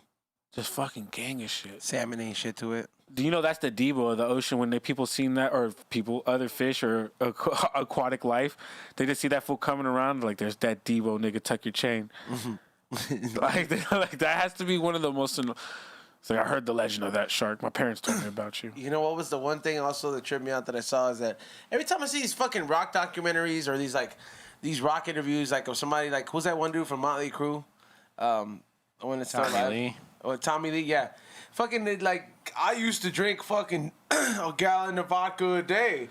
I always fucking wonder, okay, everything else fucking kills everybody these days. I'm like, these motherfuckers, like something must happen to your body when you put it through that hell that makes. I mean, they're built still differently. Alive. You know what I mean? I mean, God, you know what I'm saying? God protect him. Fucking, this dude from Motley Crue's doing documentaries about rehab and shit. Like, what the fuck? Like, what do you think keeps these fools alive? Drugs, man. Fucking drugs. Stem cells. Keep motherfuckers alive. Stem cells? Good doctors. I think it's happiness probably is keep you alive. I mean, you're probably super happy doing drugs and playing rock and roll, getting laid all the time. Like, of course you're not sad until, afterwards when you got the come down. But then you just get more bitches and drugs and rock and roll. I ate some mushroom chocolate yesterday. It was amazing. Yeah. I mean, but these fools did real drugs. Like, I heard Ozzy used to walk around with a fucking Ziploc of cocaine. Yeah. I believe it. That's actually it sounds like a good time. I think one of the coolest ones I ever heard from the rock star has to be Hendrix putting the tabs of acid on his headband. Yeah, that's probably what's cooler than that? He apparently dropped a bunch in his eyes too. Oh yeah, you remember? Yeah, they were talking about that on the podcast. A few drops of LSD didn't hurt nobody. LSD. Yeah. What rock star would you want to do drugs with? Ozzy. Just straight up, just Ozzy. Yeah. Any point. Ozzy, just which rock star would you like their whose drug regimen would you like as far as rock stars? Be like, you know what? I'll live like him. Snoop Dogg's or B's? Yeah, B did a lot of psychedelics. I don't know. I mean, if you could go off the rails though. I guess I gotta go B because B kind of experimented. I don't know what Snoop Dogg did with mushrooms and stuff, but I know he's tried them and shit. But he probably didn't do much with them. But I mean, performing.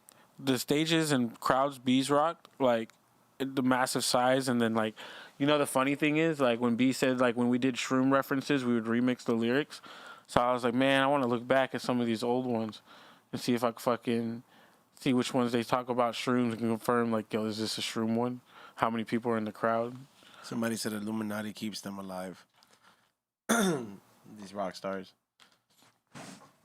Yo, do we I mean, there's the owl people, like that. What's that fool? Alex Jones. Yeah. He went there and infiltrated it, and they're fucking wearing cloaks and or whatever, and fucking worshiping fucking owl and burning effigies and shit. Yeah. Yeah. Hey, we got another super chatter? Yeah, we got LMENT. Says, y'all hear Sunday Morning Drive by Larry June featuring Currency and Dom Kennedy? Fuck yeah. If not, check it out.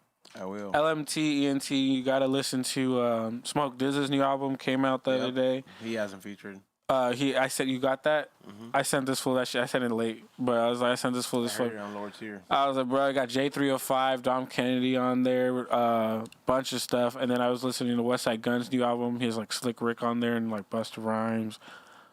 Currency got the new fucking director's cut. Bunch of new music out here. I wish I was DJing shows. So you can play some shit. You listen to 21 Savage's new album? No, I have not. Can I like bring up some hip hop drama that like I don't know if you know about? Sure. So on there he has a Drake feature, right? Mm-hmm. And you love Drake. Of course. So Drake in there's like he has a lyric where he's like she wanted to listen to SZA but it's late, and I told her I can't listen to her because I used to date SZA back in 2008, and SZA's on Top Dog Entertainment. You know who SZA is, right? There's another entertainer, singer, and he like basically like put it out there, and like the girl ended up fucking unfollowing him. SZA unfollowed him on Instagram and shit, and like damn, like it's Drake just being messy. You know, he doesn't have to care at this point, bro. I mean, like, isn't it kind of like, I don't know, I guess if Drake claims you, or not, but then I guess it's like saying Drake's above, or I don't know, but like SZA, I'd fucking feel for her. He's just saying that he used to date her, like, fucking, that's it. He's just like, I used to date her. Well, no, they're saying like she used to be fucking young. Like, oh, she was like, he was 22, and like she was like something. Oh, she's 22. No, she wasn't 22. He was 22. Oh, he was 22, and she was 10? I don't know how old she was, though. Fucking Drake. Damn, dude. We got Tony Glover in the chat. Shout out to you for donation. He's saying, Skinny, you're getting heated and passionate about Colton and her disobedient ways. We're taking a bong token in honor of E's ranch shot yesterday. Yeah, dude, I was proud of you. Yeah, man, you know, you did good.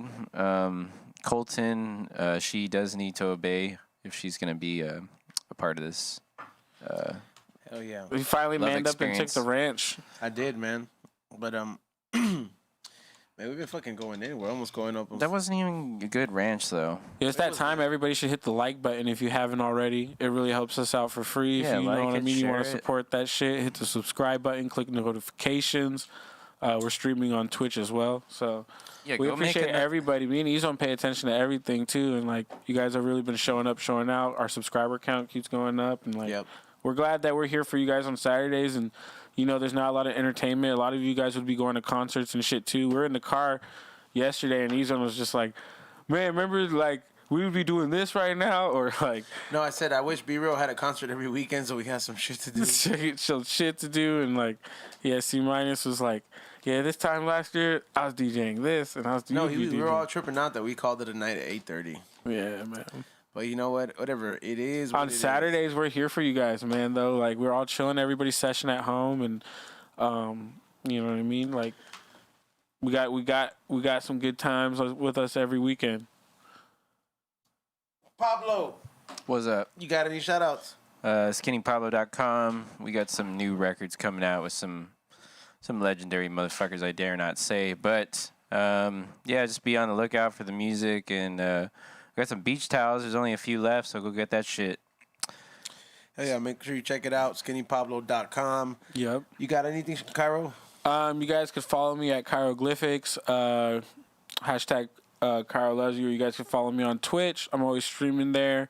I'm usually in the Dr. Green Thumb podcast chat now. B's got me as a moderator working with Roz Dude, so that's cool. Big shout out to Gasco giving me some weed for the episode. I have to give some to Ezone because he makes sure he called me out. The new bags, don't get the knockoff bags. I posted it on my Instagram, so you guys can make sure you guys come out here and get that fire. We got merch on the way. I'm going to get stuff printed tomorrow, so that should be cool. I don't know how long that's going to take, but yeah, it's going to take a little bit, but we'll have the site up for you guys, and then yeah, man. Ezone, what do you got? Yeah, shout out to everybody who made all the Halloween candles sell out. There might be still 5 up in there, but for the most part, they're all sold out. So shout out to everybody who made that sell out. I will make a Halloween merch drop maybe some beanies, maybe something along that lines. I'm definitely going to be giving you guys some new stuff. So make sure you go to flavorsbyezone.com or highandhungry.shop. Follow High and Hungry TV on Instagram. We keep going up in followers. Thank you guys so much. We are announcing the winner for that skateboard hopefully this weekend. Also, make sure you follow We Don't Smoke the Same podcast. Subscribe and hit that thumbs up. Share it. Everything fucking makes something count. And catch me on the Dr. Green Thumb podcast Monday through Friday. I'm usually there with Dr. Green Thumb. And I want to say thank you to our guests for coming out, Coyotes for Hire, Guapo and Ricky. Make sure you guys follow them at Coyote for Hire. If you guys are just catching the stream a little late, after this episode, make sure you guys go leave a comment. We usually check the comments. I'll be pinning, top comment or something like that. And we'll have their information and all that good stuff. We got one last one. Yeah. By Rusty Shackelford. Yep, he says, Aton is the type to say, excuse me, when he walks past you and it's plenty of space. Excuse me. Yo, these are the best, bro. We'll leave him with that one, bro. Yo, Kyra loves you. We'll see you guys next week. Yeah, man.